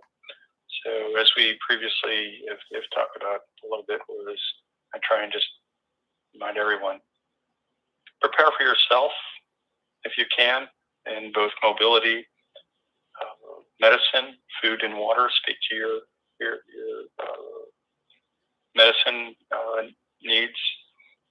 You may want to discuss with whoever writes those scripts if you can get a 90-day supply, if it's available and it's affordable, depending on your plan. If you're purchasing other goods in the event you have to leave, please recognize weight and your ability to move with those things. Obviously, a can is heavier than say raw beans, but if it's in a glass jar, if the glass jar tips over or breaks, you've lost both. So something to keep in mind, and just be aware of your surroundings. So in regards to the food shortages, between the avian flu and the rising fuel costs and the loss of fertilizer, it's real. It's real. And the last thing I did want to clarify is, and it was the third most question asked to our group from our clients, and the question was the terrorist that was arrested in the New York City subway shooting a Ukraine or Russian citizen? And we want to make it very clear, he was not a citizen of either country. He was born in Manhattan, New York City, raised in the Bronx. His mother passed away when he was 5, drifted around the country, south and west. He went to Newark, Philly, Chicago. He was arrested many times, but never convicted of anything serious enough from purchasing a handgun, which he did as a resident in the city of Columbus, Ohio, a little more than a decade ago. He ended up landing in Milwaukee, where neighbors in his recent home described him as a loner. And basically, he utilized a YouTube channel that had been taken down since his arrest. He referred to himself as the Prophet of Doom, and he posted thoughts on race and global affairs, and eventually threats of violence. And just want to get that pretty clear, that this is not does not appear to be tied to any place other than maybe somebody with a significant mental imbalance or medication imbalance over a long period of time. So just wanted to get that out. So thank you again for letting me squeeze that out. And gasoline appears to be, we've released some of the national reserves from what we hear in the United States. President Joseph Biden has released some of those reserves, petroleum oil reserves. Questions were, where do we get most of our petroleum oil from before it's refined? And over 70% comes out of Canada. Oh, wow. And there's Alberta, Canada Premier Kinney and several United States elected officials have recommended to President Biden to consider completing the Keystone Pipeline, as this may be elongated. Petroleum is also used in, we think of it primarily, up until recently, thought of it as gasoline and diesel fuel, and ultimately I'm learning it's also, there's a lot of components in producing liquid natural gas, which includes some of the chemicals we have been importing from Russia. So a little bit different. I will say the president did announce while he was in Iowa this week that he is going to allow the amount of ethanol in gasoline to be raised from that 10% to a 15% of the total gasoline that we purchase, hoping to curb about 10 cents off a gallon in selected gas stations. That was kind of an interesting thing. Now, why was he in Iowa, you ask, Walter? And my answer is Ohio in central United States is the #1 corn producing state. There you go. And why is that important? What do we think ethanol's process is started with? Oh, corn. Yeah, absolutely. Yeah. Corn. So thanks for letting me squeeze that stuff in. Hopefully folks can make some plans with, hey, regardless if it's weather related or civil unrest, be prepared for taking care of yourselves and your family. And thank you for the time. We greatly appreciate the opportunity. Perfect, good sir. Thank you so much for coming live with me tonight. You have a wonderful night, and I will catch up with you next week. Regards. Cheers. Thank you. Bye-bye. So, guys, that was awesome. That was incredible because it goes into all these different potential options related to what could potentially happen with Russia. What is Ukraine doing? What is the transition? How are they moving? How is that going to affect the U.S.? Specifically, what types of products are going to become problematic for the U.S.? What should you buy ahead of time? What should you stock up for ahead of time? Does keep a promise, person can't. Thank you so much, good sir. I appreciate it. That's excellent. So here's the thing, guys. I'm going to take a couple phone calls like we always do on Thursday nights. And then after this, I'm going to run out and get a burger. But with that said, let me put the phone number in here real quick so that you guys know where to call. And then we can kind of begin some of the phone calls. We're going to do, I have to say, about 3 or 4 phone calls. But I think one of the big things I'm wondering about when it comes to the war with Russia is that Russia is a master hacking nation. They have, we're getting a call already. Here we go. Let's take this real quick. Hi, this is Attorney Walter Hnot. We are live on YouTube. Please remember to use a fake name throughout this call. And can I answer a specific question for you, or would you like me to run hearing questions with you? Oh, hey, Walter. Good. My name's Rebecca. It's good to be here. I have a question. My son has been getting SSDI disability since he was about 5 or 6. And he's 14 now, and I got a letter in the mail, and it said that there's a review that we need to do, and there's a stack of paperwork, and it's got CDR, a authorization to disclose information, a function report, and a questionnaire for children. And then it says doctors and trained staff will decide if they are still disabled under our rules. I'm just a little nervous because it's a lot of official-looking paperwork here. Is there anything I can do to? And should I be worried about this, or do they typically? I'm not sure if they're going to cut us off. I gotcha. So usually, yeah, and you hit the question right on the head, and I always appreciate that.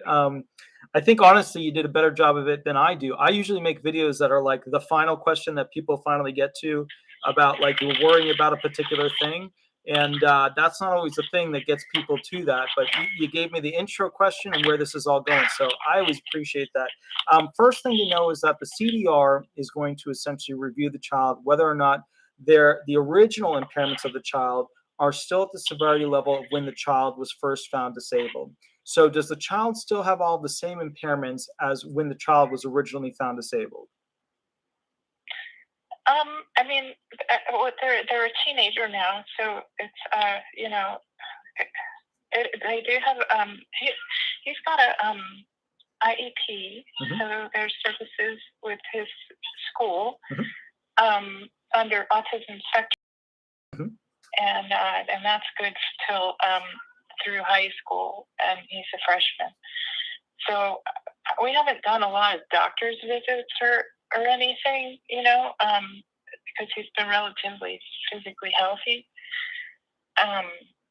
So I don't think there's really a lot to look at outside of his IEP.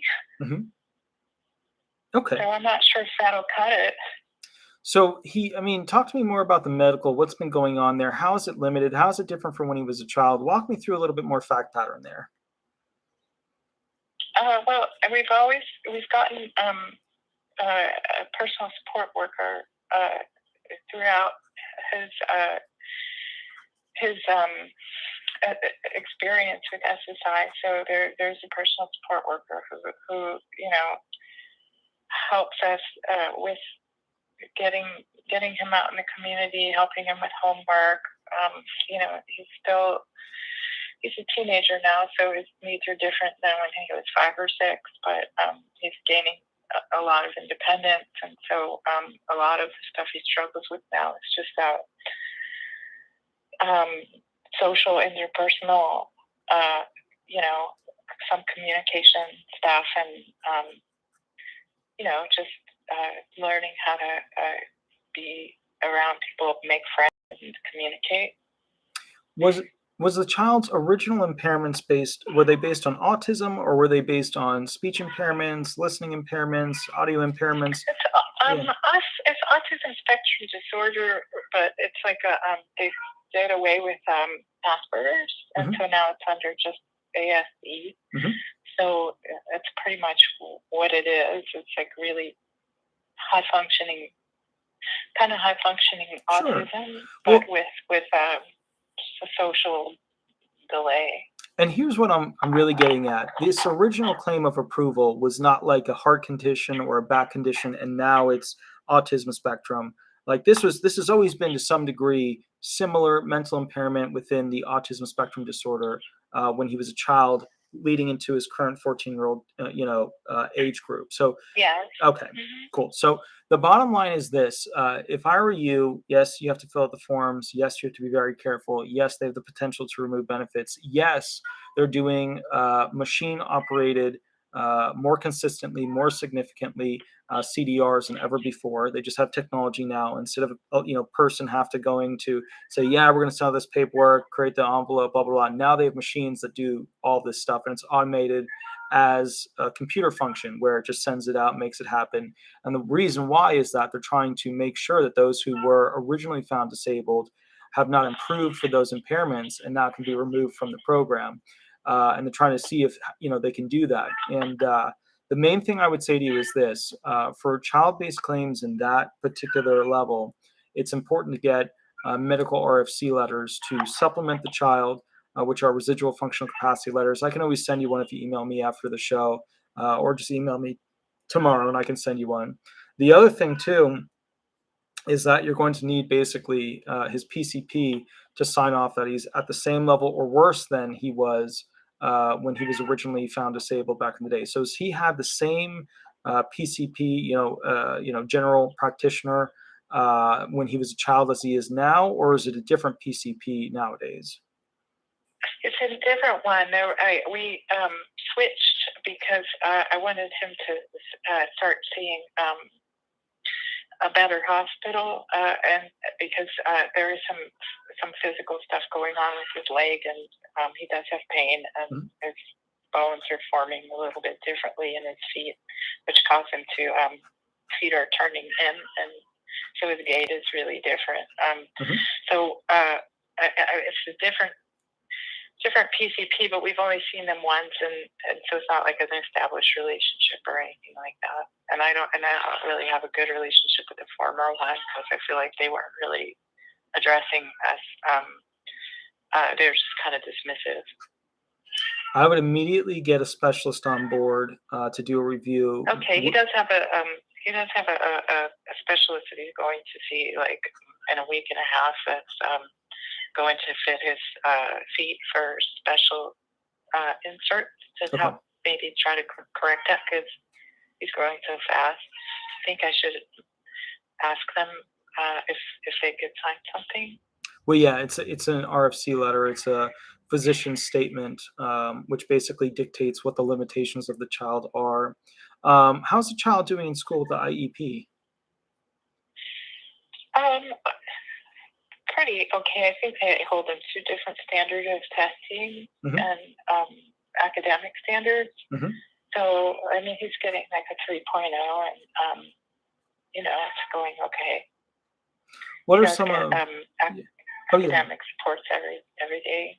So he has to be cut out of class and with his special needs support teacher to make sure that his homework is on track and that, he's passing.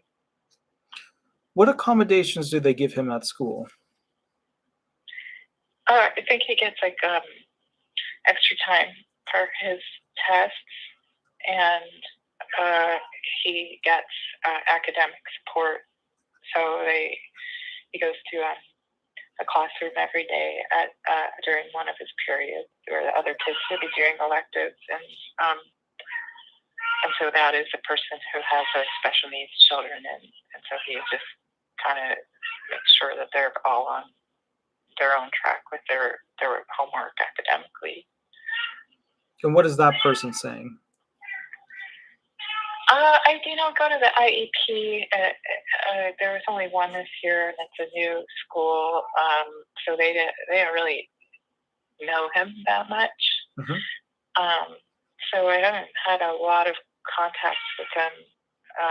So maybe I should probably get with them maybe and see. I know there was a problem at school with another kid and him interpersonally, and that dean had to get involved in. It's just some social issues. So what I would do is I would contact the DDS rep in charge of it and have them send out a teacher's questionnaire to that particular person to get a statement from them. Yeah, it's a teacher's questionnaire. Let me ask you this.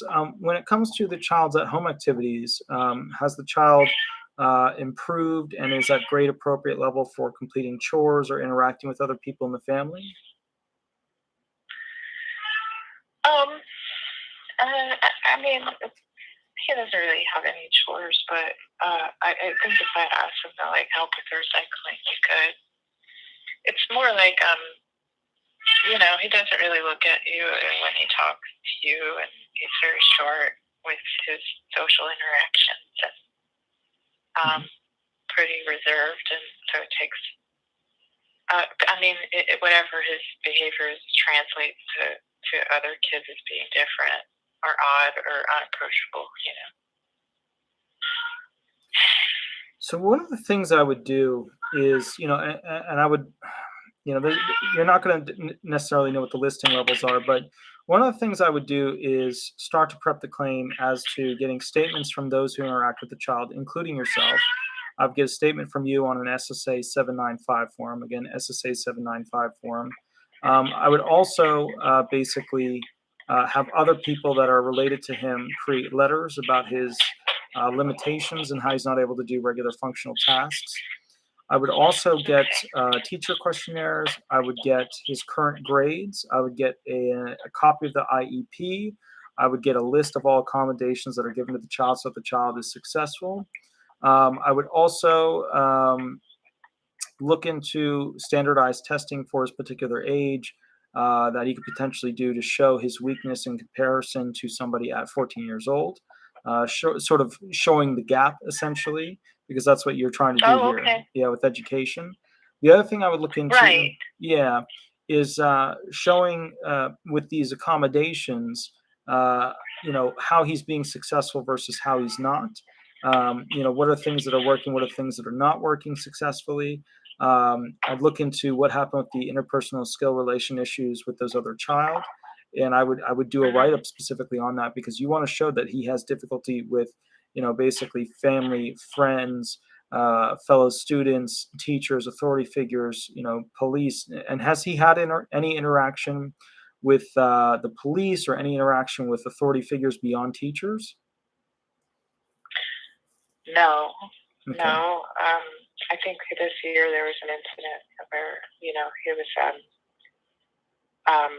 he was bullying the special needs kids who was actually like in a worse condition than him. So it's like, yeah, and that happens a lot. That's not uncommon. When one disabled child tries to prove themselves better than another disabled child, that's not uncommon by any stretch. Okay, another thing is, how do they limit him when it comes to free time? How do they limit him when it comes to interacting in like a play setting, like a recess setting? well, I mean, he had a safety plan for this whole middle school years. Mm-hmm. So there was like supervised recess time. This year, there's no safety plan because it's a different school and a different area. Mm-hmm. So there's not a risk of him getting harmed by other children. So there is really, it's pretty open with what he's able to do at this new school. And that's why I'm calling, because I'm not sure, I don't know what to ask or who to ask, or if there's even any proof that I can gather or that would be helpful or harmful, or, Sure. I say, oh, he'd be great. Like, I don't want to qualify us for any benefits, because I feel like we're really being helped by those supports that are in place, Mm-hmm. So maybe I could just contact his DDS.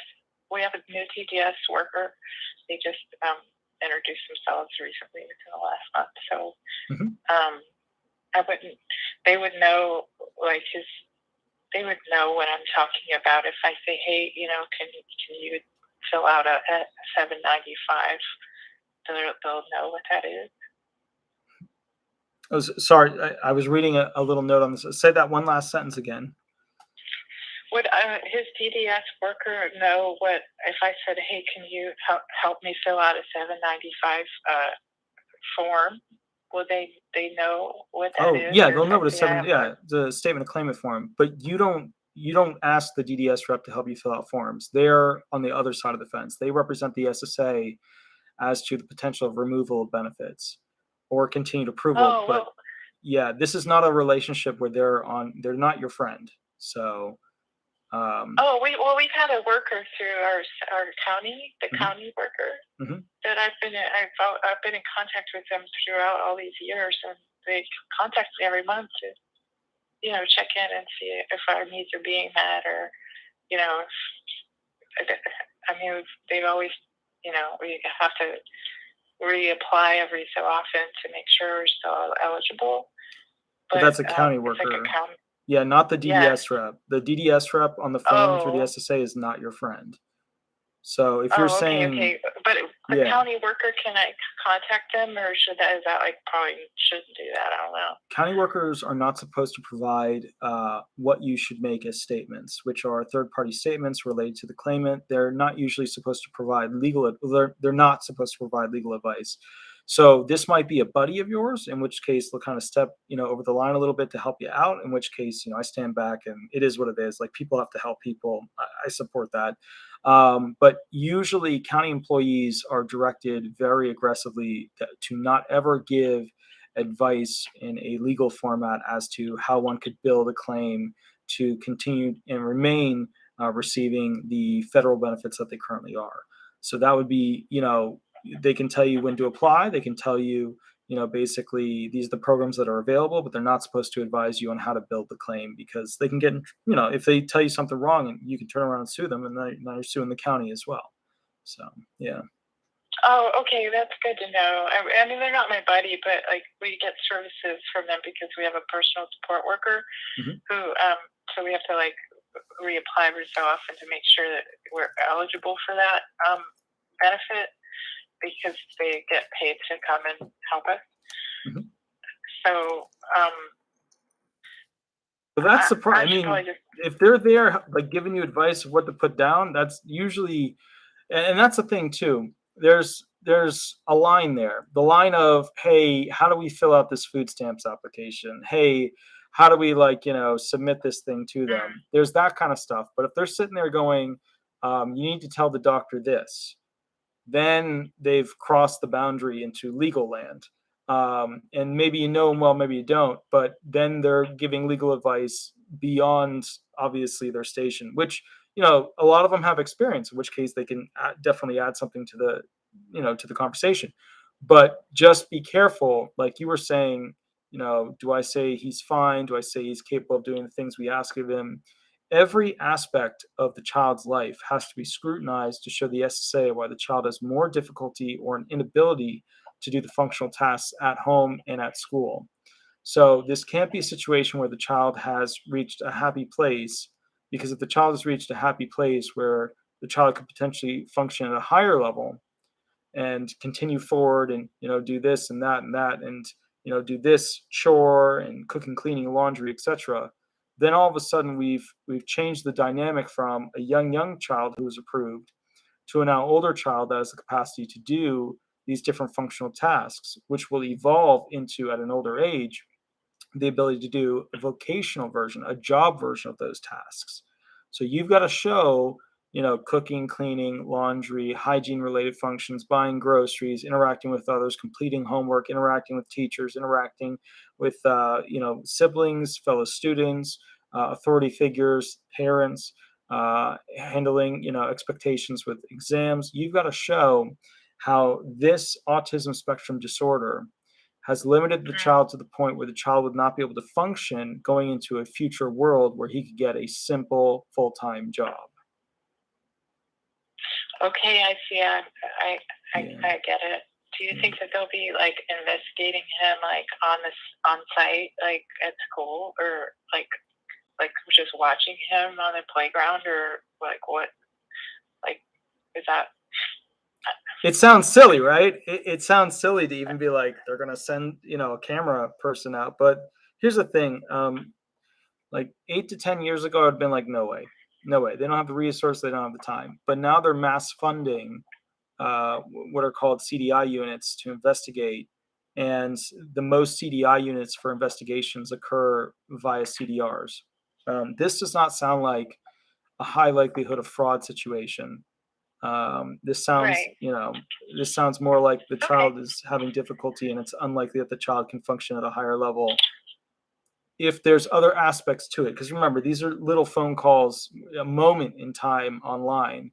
Then if there's other aspects where, the child is really capable, or there's conflicting information between medical professionals, that kind of stuff can trigger an investigation. Do I think that they're going to send a cameraman out to watch the child at 14 years old? I don't. But then again, they just increased by billions the amount of funding that's going into these CDRs and CDIs. So I guess from my perspective, they saved over $100 million by kicking people off of benefits. I think it was in 2019 or 2020. So the point is, 8, 9 years ago, I would say 10 years ago, 12 years ago, even more so, there's no way. But there's always a chance. And you just have to build a strong claim to show that the child is equivalent in severity or worse than the child was when he was originally found disabled. Okay. Well, okay then. Also, to make it quick, I'm sorry I have all these questions. The paperwork it says on the packet is due, I think May 11th, and I'm not sure if I can gather all that information from all the sources and feel confident about submitting it within that time frame, but I'll try. It doesn't say anywhere on the paper that he has a doctor's appointment that he needs to go to from them. Do you think that after I submit the paperwork, then they'll send him to their doctor, or do they not do that for kids? They do that for kids. They'll likely send the child. They could, but they could not. But they likely will send the child to a mental CE with a medical expert. But ultimately, that decision really comes down to the advice from an MCPC, which is the medical consultant, and they basically give information to the DDS rep as to the necessity of having further evaluation of the child. Just keep in mind. These MCPCs, they say, go get me a medical expert. DDS rep says, okay, fine, I'll set up an appointment. Then the child goes to a medical expert. I have seen some really good doctors, and I've seen some really manipulative doctors, especially derail disability benefits for kids that have mental impairments, autism spectrum disorder, low IQs, that kind of arena or category. So it would be advisable to not allow the child to be present with the doctor alone, to insist that you be present with the child and the doctor. So if there are any misleading questions, or if they claim that they did any diagnostic tests for his mental abilities, that you are there while they're being performed as a third-party witness to make sure that they actually occurred, and that the results are unbiased, and that the questions were not any trick questions to mislead the child. Okay, well, that's very helpful then. We could be prepared for that. But when I submit all this paperwork packet, they could either take this information after they gather it all up and look at it, the body of it, and then either go ahead and approve continuing benefits, or they could have the option of having him go to a doctor to further evaluate him. Yeah, so they could send him to a doctor, but before they make a decision, they'll likely send him to a doctor. If they want to remove the benefits, you can opt into continuing to receive the benefits throughout the adjudication process, in which case you get to the ALJ hearing, and that's, they're either going to approve them. You go through reconsideration, and then you go to the ALJ hearing level with another, so you're at the initial stage. You can get a denial, go to the recon, get a denial, and then basically go to ALJ. Some states handle it where there's no recon stage in the middle, and you just go straight to the ALJ hearing level with these 8-step sequential process CDR claims. But bottom line is, you can opt to continue to receive your benefits even if they want to deny the child. You just have to beat the claim at the hearing level. And then basically, they will likely send the child somewhere in there to a medical expert of their own, who's a specialist in that field. And when that occurs, that will probably be early on in this whole adjudication, where basically it'll be before the first decision is made as to whether or not the child still meets the severity requirements.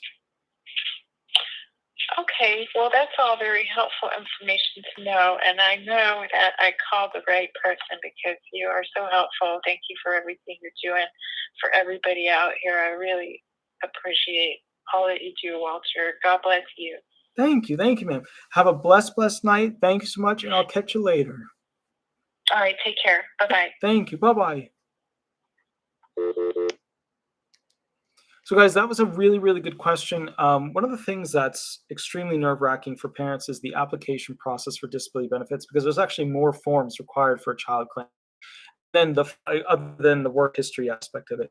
And then the follow-up to that is that when parents get a CDR, they are accustomed to receiving that check. They built their family around the financial assistance of receiving that check.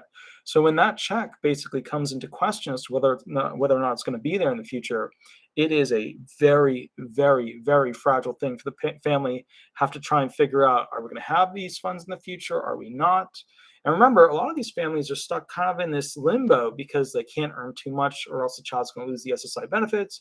So how much more can we earn if the child does lose the benefits? They're stuck in this tough situation of this kind of like hammock where they have to somehow navigate, finding a good balance. So that's a tough situation. I'm going to go ahead. I didn't realize how late it was. I'm going to go ahead and do one more phone call. Give me 1 second. We did miss a bunch of phone calls. So what I'm going to do is go ahead and do this next phone call real quick. Let me go ahead and pull it up here real quick. This one right here. I'm going to call the person. And then, of course, I'll jump in, say, hey, remember to use a fake name rather throughout this process. And then we'll go through that. So we'll do one more phone call because I'm getting sleepy too and I want a burger. And that's important. Get the burger. So here we go. Let me see if I can reach this person. If I can't, no biggie. And I'm keeping it off speaker specifically. Hi, this is Attorney Walter Hnot. We are live on YouTube. Remember to use a fake name throughout this process. But would you like me to answer a specific question, or would you like me to go ahead and run hearing questions with you? Well, you can go ahead and give me some questions, and I'll try to answer them the best I can for you. Okay. Do you want me to run hearing questions with you?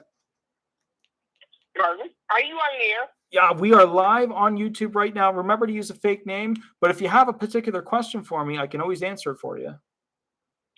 Well, no, I don't have any questions, but when that fellow was talking for a long time there, you seemed to have some questions. And it was like, what would be the Pearl Harbor of, this or that, and why hasn't Russia done more?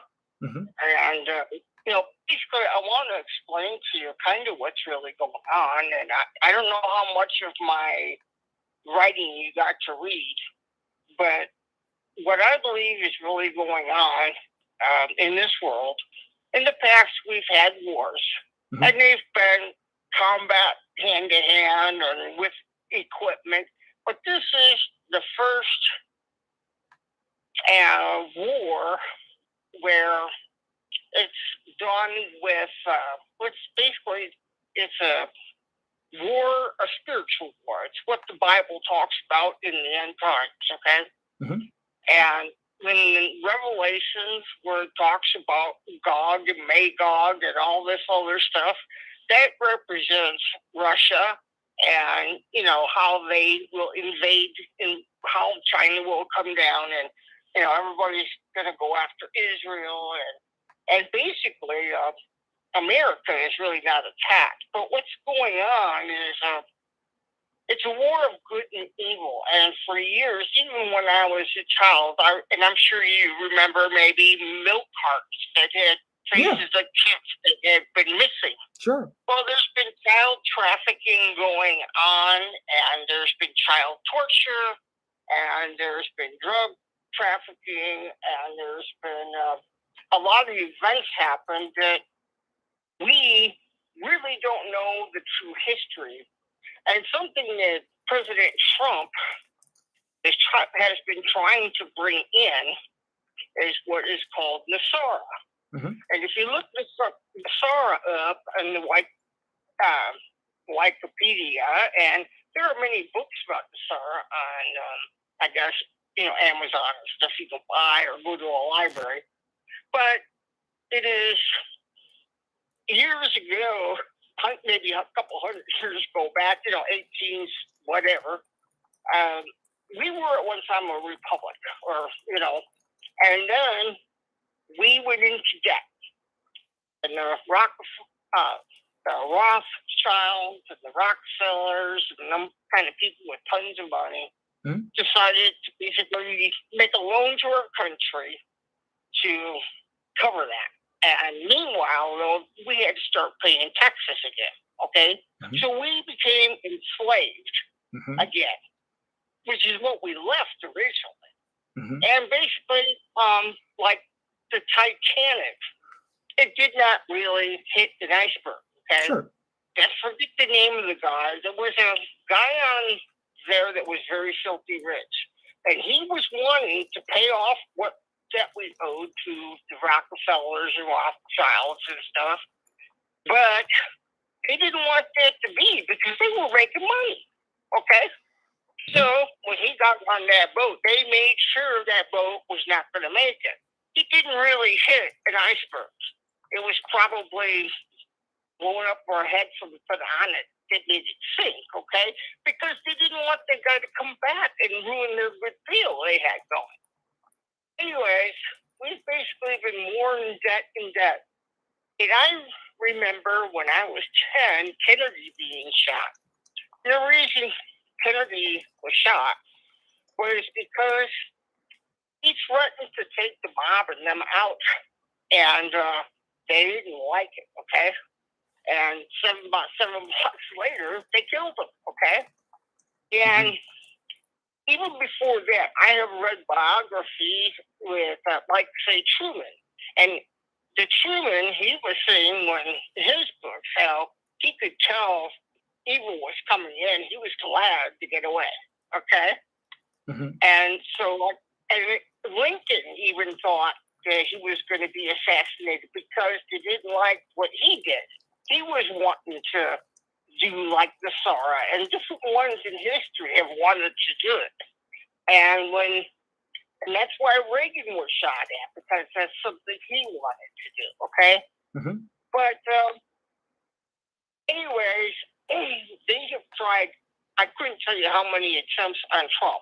And the reason they're after him and after like nobody's ever been after before, is, I don't know, have you heard of Epstein Island yet in the news? Yeah, of course.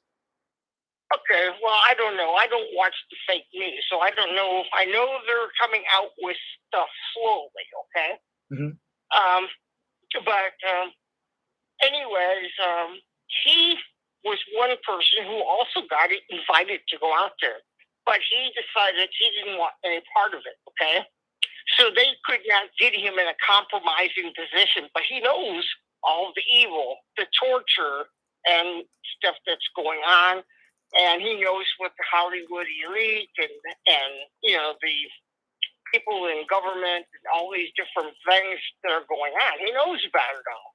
And they're after him and don't want him. He said when he ran, he was going to put Hillary in jail. Do you remember that? Yeah, I remember that. I'm going to see you in jail because they're scared. They're running because they know he's got dirt on them. Okay, and that's why they're just not stopping. Okay, and if you know anything about good and evil in the Bible, you know that Satan. He's going to he's going to fight harder and harder till the very end. I mean, he's going to pull everything that he can, okay? And they're making lies up about this guy. I mean, he's been accused of forget of how many different things, and he's beat it all, okay? Because there's nothing on him.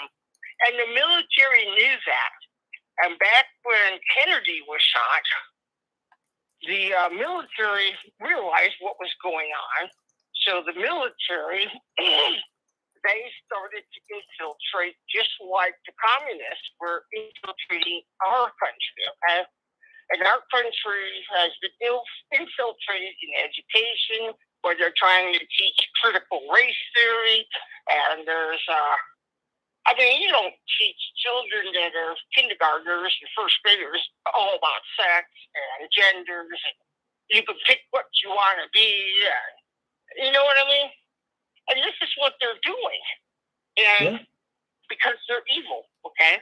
Yeah. And Trump came in, and he came in kind of a rough character, and people didn't like that. But you know, people need to grow up a little bit, be realistic. He is trying to, they don't like it because he's trying to turn our country into a more godly way of living. Okay, that's why they're against the abortion. They're against this. They're against that. Okay, he's trying to turn the tide, and people are they're not looking to God for what they want. Okay, they're looking for what they want. They're not wanting to serve God.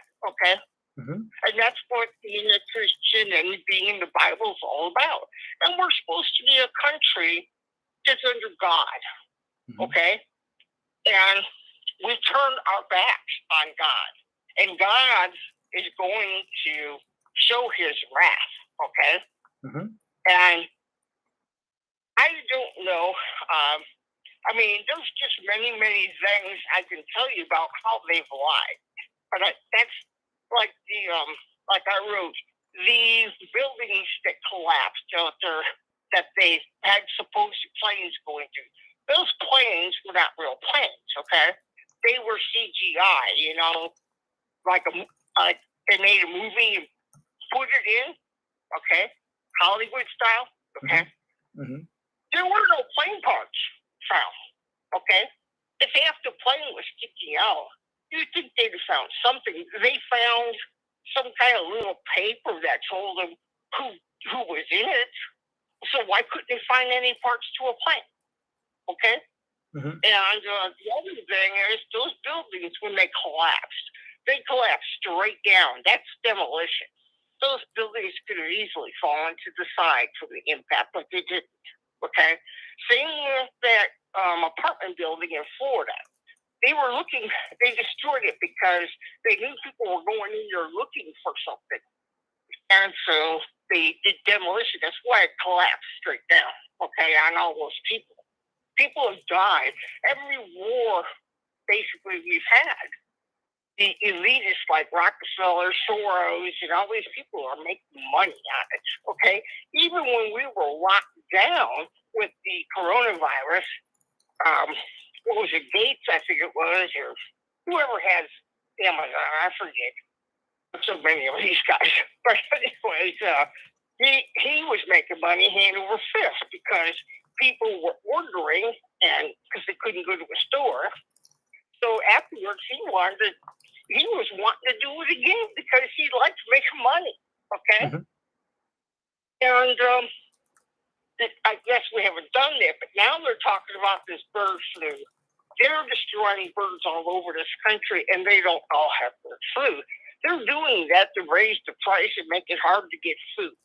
The same thing with gas. They could easily turn on the pipeline again, but they don't because what their agenda is, well, just being evil, of course, but it's depopulation, killing off people that really are just eaters on this earth. They're not, they don't really, they want to bring it down to, 8 million or something for the whole earth. We don't really need to be here. Well, I tell you what, so it's 10:38, and the show is actually supposed to end around 10, but give me a one-sentence final thought, and we're going to go ahead and end the show from there, but one-sentence final thought. What do you think's going on with the world? Well, I think we're getting close to the time when Christ is going to come back with wrath.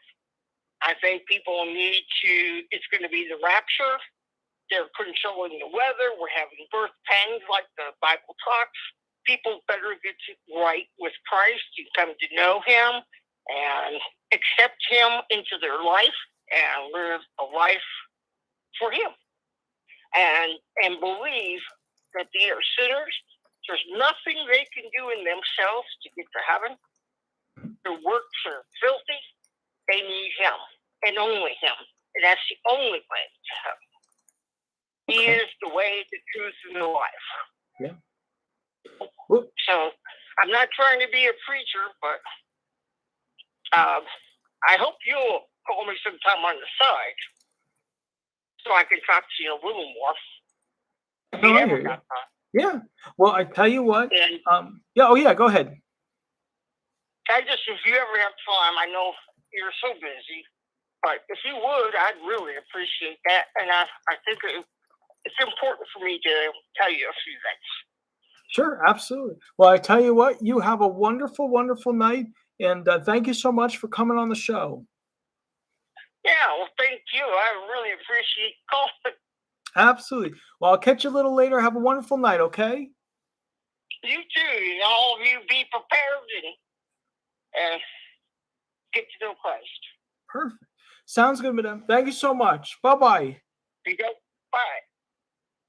Alrighty, guys, we're going to go ahead and end the show there because a burger needs to be eaten, and I'm super hungry, and I'm really excited. We had some amazing questions brought up today. We had some amazing experts, lots and lots of really incredible, experience, especially in the security field, going through details about what's going on with that. And I really do genuinely worry about the whole Russia-Ukraine situation because at the end of the day, poor people, fixed income people, they're the least likely to have the best chance of, having a standard of living that is equivalent or similar to what it was if there were to be a problem. And that's what worries me is that I think they're already living at such a low poverty level with SSI and things like that, even retirement, even SSDI people, that at the end of the day, I do not feel like they would be successful going into some sort of problematic exchange with some sort of war situation where the U.S. couldn't get the food that it needs, or couldn't get the products that it needs, etc. But anyways, guys, I will catch you a little bit later. You have a wonderful night. Thank you so much for joining in for the show, and we'll go from there. Thanks so much, guys. Alrighty, bye-bye, guys. Bye-bye.